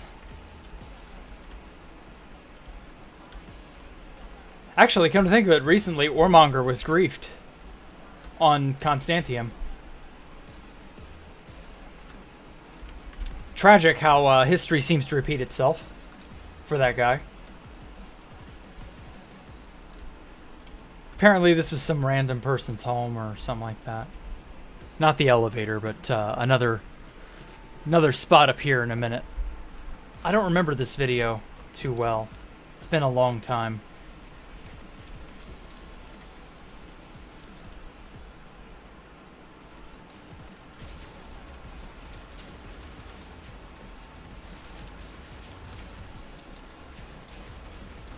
God, the explosions, the microphone clipping. Golly.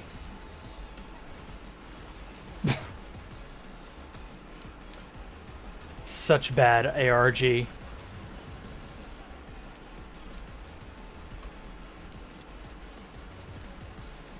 Oh, Kinograd. Oh, yeah. I forgot this was Kinograd. They were so proud of themselves. April of 2020 or April of 2016. April 20th, 2016.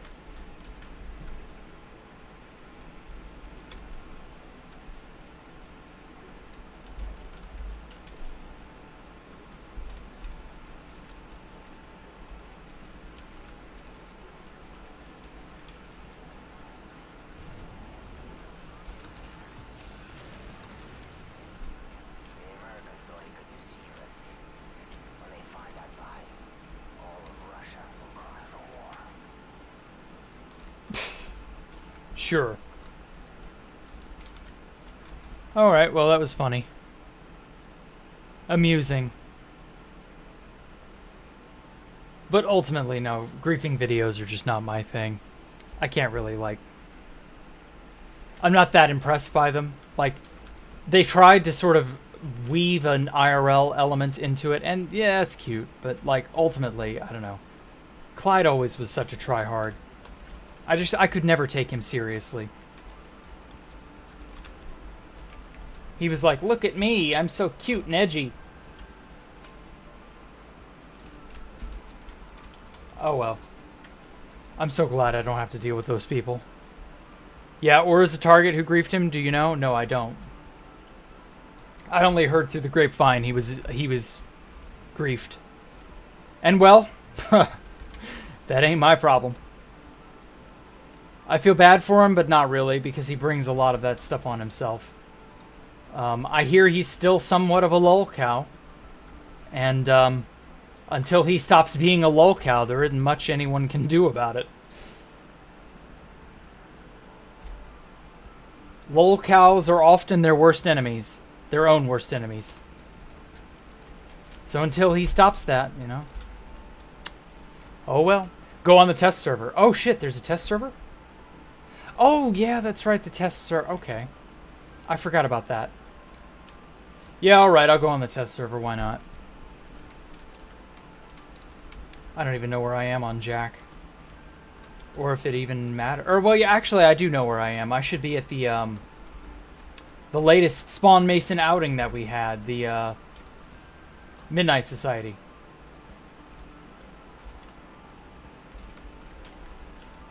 Alright, I'll pop onto the test server real fast and see if I'm anywhere interesting or if it even matters.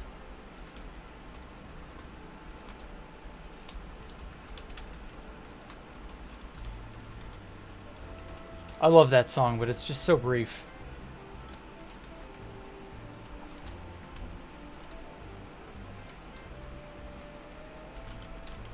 Okay.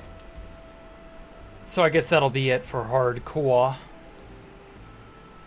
Where is... Oh, I don't have the, Yeah, I don't have the, test server IP.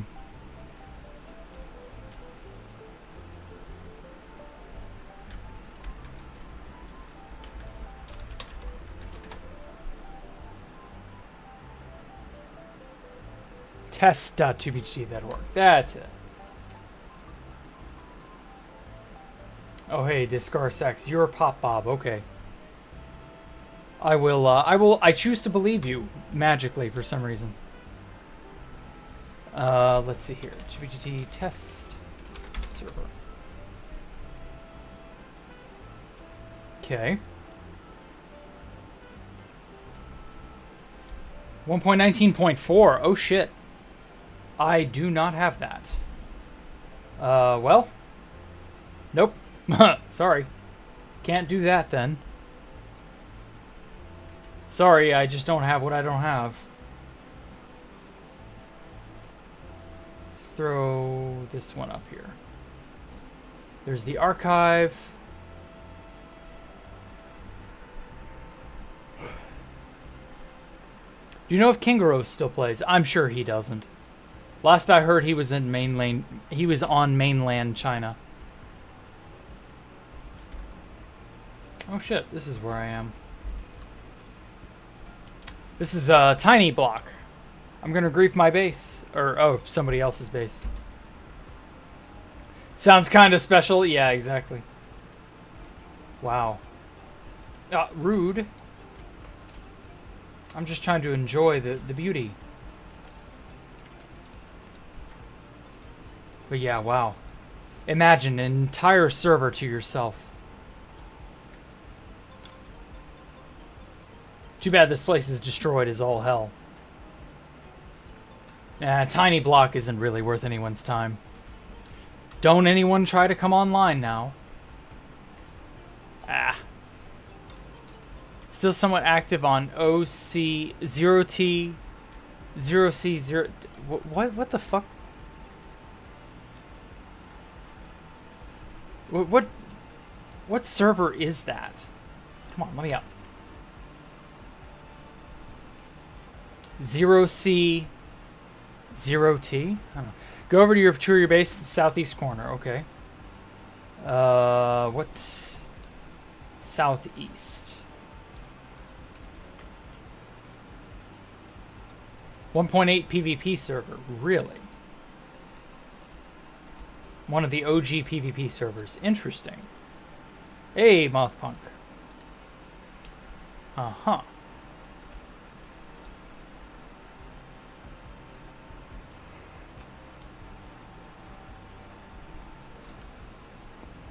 That wouldn't happen to be here, would it?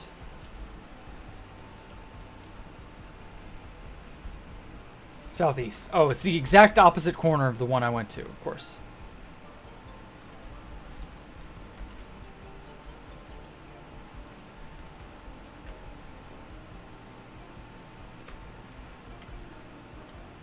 Okay, let's try it. Whoa, God. Let's try getting to that southeast corner, Momana. Oh my God, we have functioning grass. I'm shocked. Yeah, I thought for sure everything would be griefed.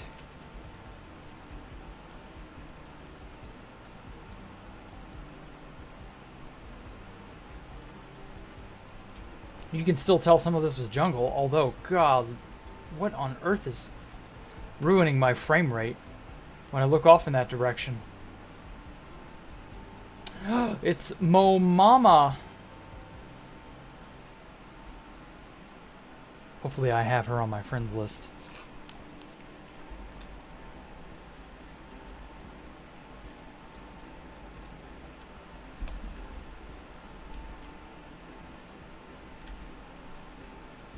Oh, I do. Good.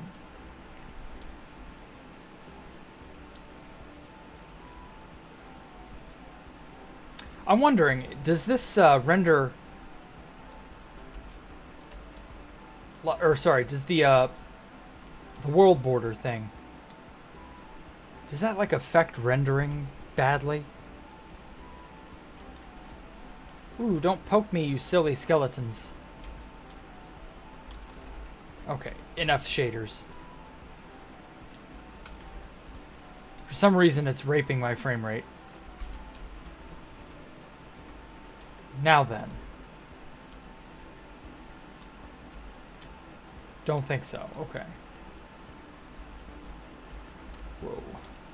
Some tough landscape to try and navigate, I tell you what.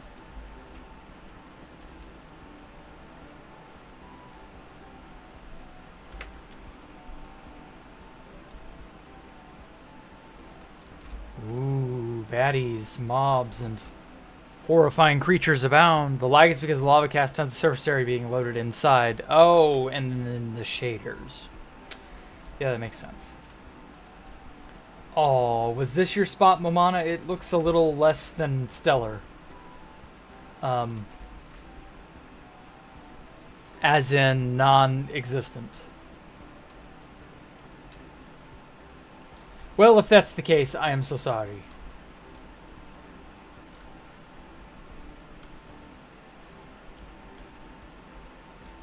Yeah, I think this is more or less it. There's not a whole lot more.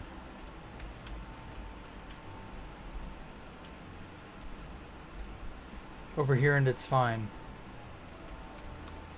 I wish I had an elytra so I could fly around and see where over here is. I mean, I can go farther southeast, but like...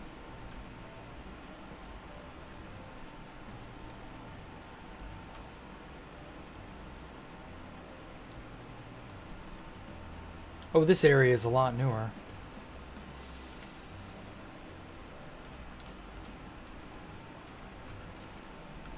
Are you sure southeast is the right corner? Really in the corner, huh? Why don't I see you on my tracers?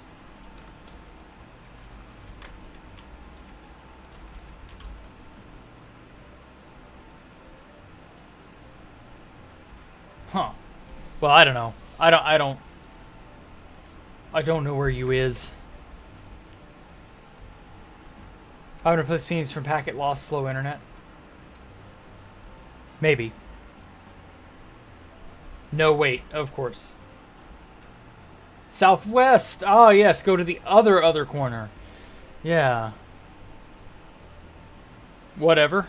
I guess I'll be going to the other corner. I mean, there are only 4 corners. I'll get the right one eventually, right? Wow, bunny hopping is very laggy. And by that, I mean the bunny hop module on Future is somewhat laggy. Go to the west border for follow the wall.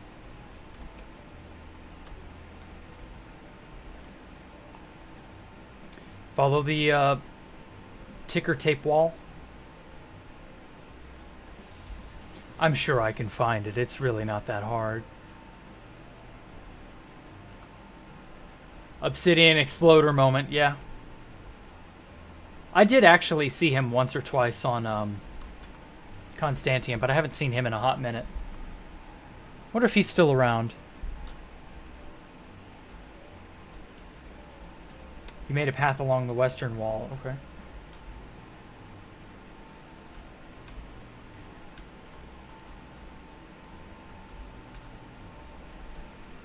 It ain't much of a path. Whoa.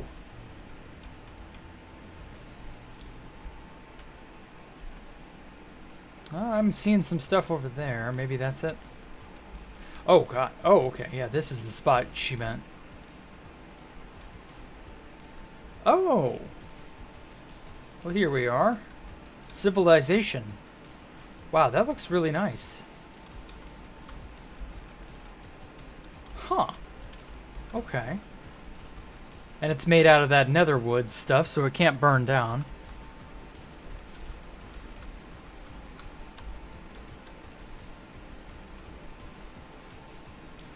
Why do you have so many horses? So many bony horses.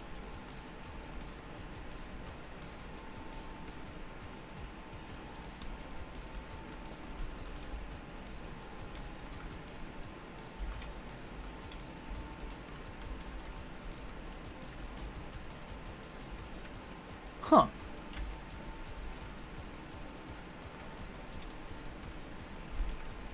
There we go. Why, if it isn't Momana herself. Off my friends list with you. I'm just kidding. I put her back on. Now she's off. Now she's on. I accidentally killed her the first time she walked up to me on here. I didn't have time to put her on my friends list. Started making house out of lava casts. Ah. Blue. Oh, wow. Yeah, it's a cozy little place. Faux show. You've done that to others. Yeah, it's too easy to accidentally do. A bed. Oh, I wonder what would happen if I were to apply some hot molten rock to it. But no, I could never. Well, this is a nice little getaway. The pink bed was Bezos, of course, of course. Only bottoms use pink as their primary color of self-expression.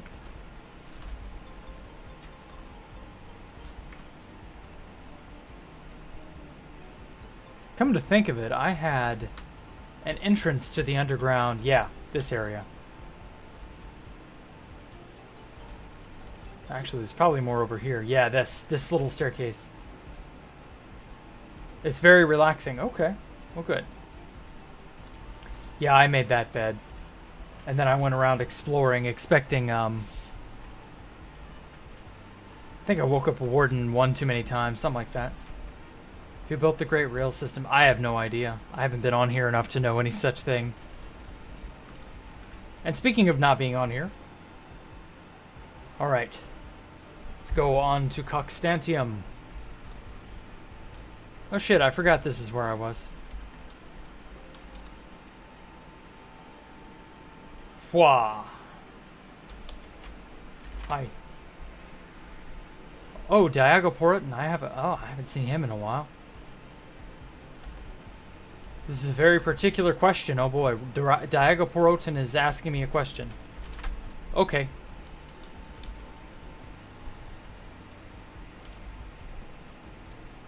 When you and Kino and the others were using 32Ks at spawn a couple of years back. Yeah. Based. Fuck off. That's too good. Do you remember me killing you? Not really. Just totems and crystals. Or not. Not really. I don't really remember that, no. I mean, there was a lot of stuff that was going on at that time. I probably just forgot. Anyway, so the internal bits here are slowly getting... Let me turn off the shaders. I'm slowly giving this internal bit some stuff. Houses, doorways, stuff like that. It was a particular memory for him. Okay. Well, that's cool. I'm going to make an entire network of halls and doorways all throughout this giant structure. Hello, chat. Wave. Hello, Gibson. Wave's back. Dude's gonna unsub? Well.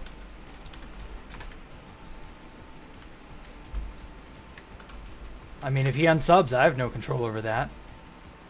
Or if he subs at all, if he was ever even subbed, I have no control over that. I don't really worry about that. Oh shit, Fru. It's Jack.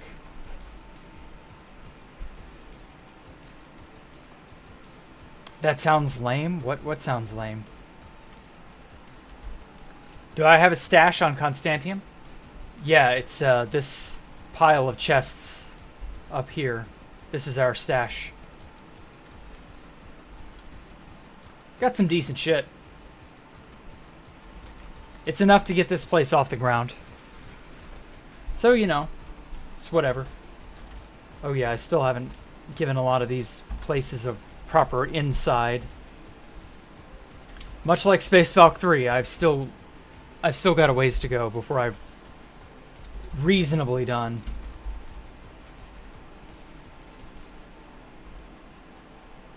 I made a little walkway area over here. What's my favorite Zelda companion? That's hard to really, like, put into words. I was never that fond of any of them because they were all annoying to one degree or another. I guess if I had to, like, say, pick one of them, Spirit Tracks has the best Zelda companion. Literally, it's Zelda. And she's not, like, worthless or stupid or incompetent or annoying like Zelda actually is Zelda. And she holds her own well enough.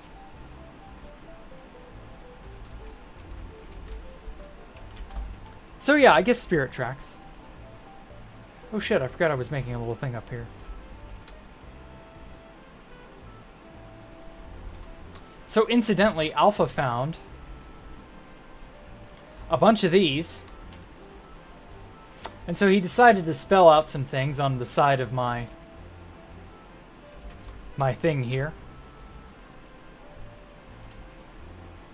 And I appreciate it. That's his contribution to the base, you know. I don't expect much, but he does occasionally provide.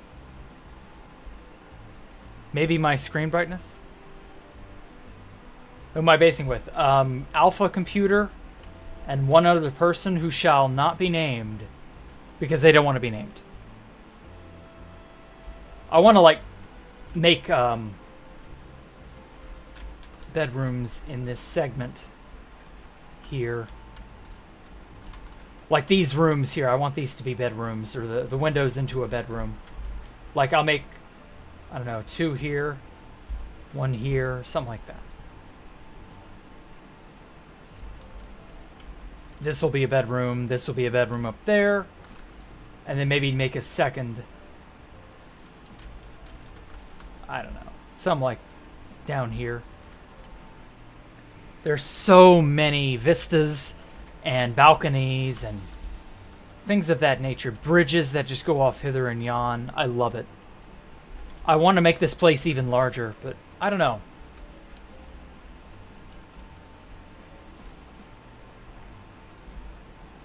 You can, of course, wander around the entire length of the internal part.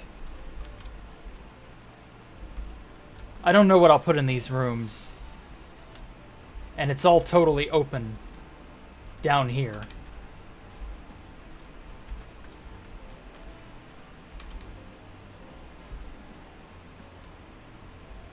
So I don't know. We'll see. I've got to get started on filming the next episode of Constantium Chronicles. It'll probably be exclusively building. So we'll see.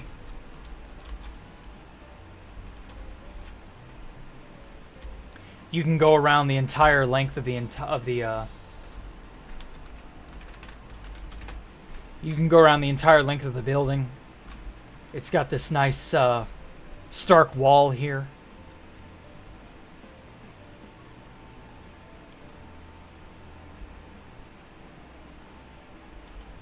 Oh, I love it.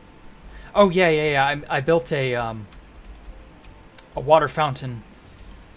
Waterfall, water fountain, something like that area. I might repeat this pattern in these 4 trenches here. I really enjoy like decorative waterfalls. And then this back area, I'll need to put something on there.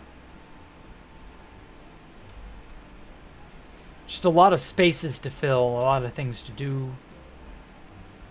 Oh yeah, and then there's this large upper area. Whoops. This sadly just falls straight down. So I gotta put some sort of a room in here. Make it look interesting.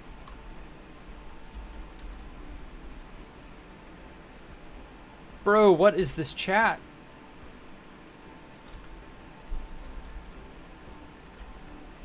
So yeah, this has more or less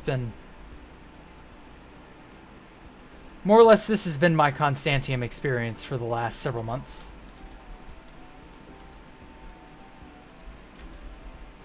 Could do an elevator and put my stash in there in the room where it drops down? Possibly. But the whole point of a stash is to have it be more easily accessible. I like it where it is because I can fly up to it relatively easily. But it's still enclosed like it's in its own room. If I had to go out of my way to fly up to it, I wouldn't like that. And then, of course, we got nature. Lots of nature. More nature than I know what to do with. Oh, man, look at that pretty... Look at that beautiful sunset. And if you can think of nature and any more nature-y bits that I haven't yet put, I don't know, you're probably supposed to like say something about that in the comments or some shit. I don't know. Leave a comment, like and subscribe, and you know, watch other videos. Preferably in a long chain of binge watching so that the YouTube algorithm doesn't hate me so much anymore. I don't know. Whatever you guys want to do.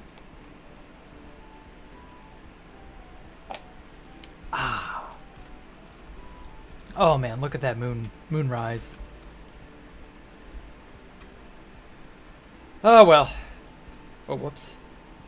Let me turn that off and that off.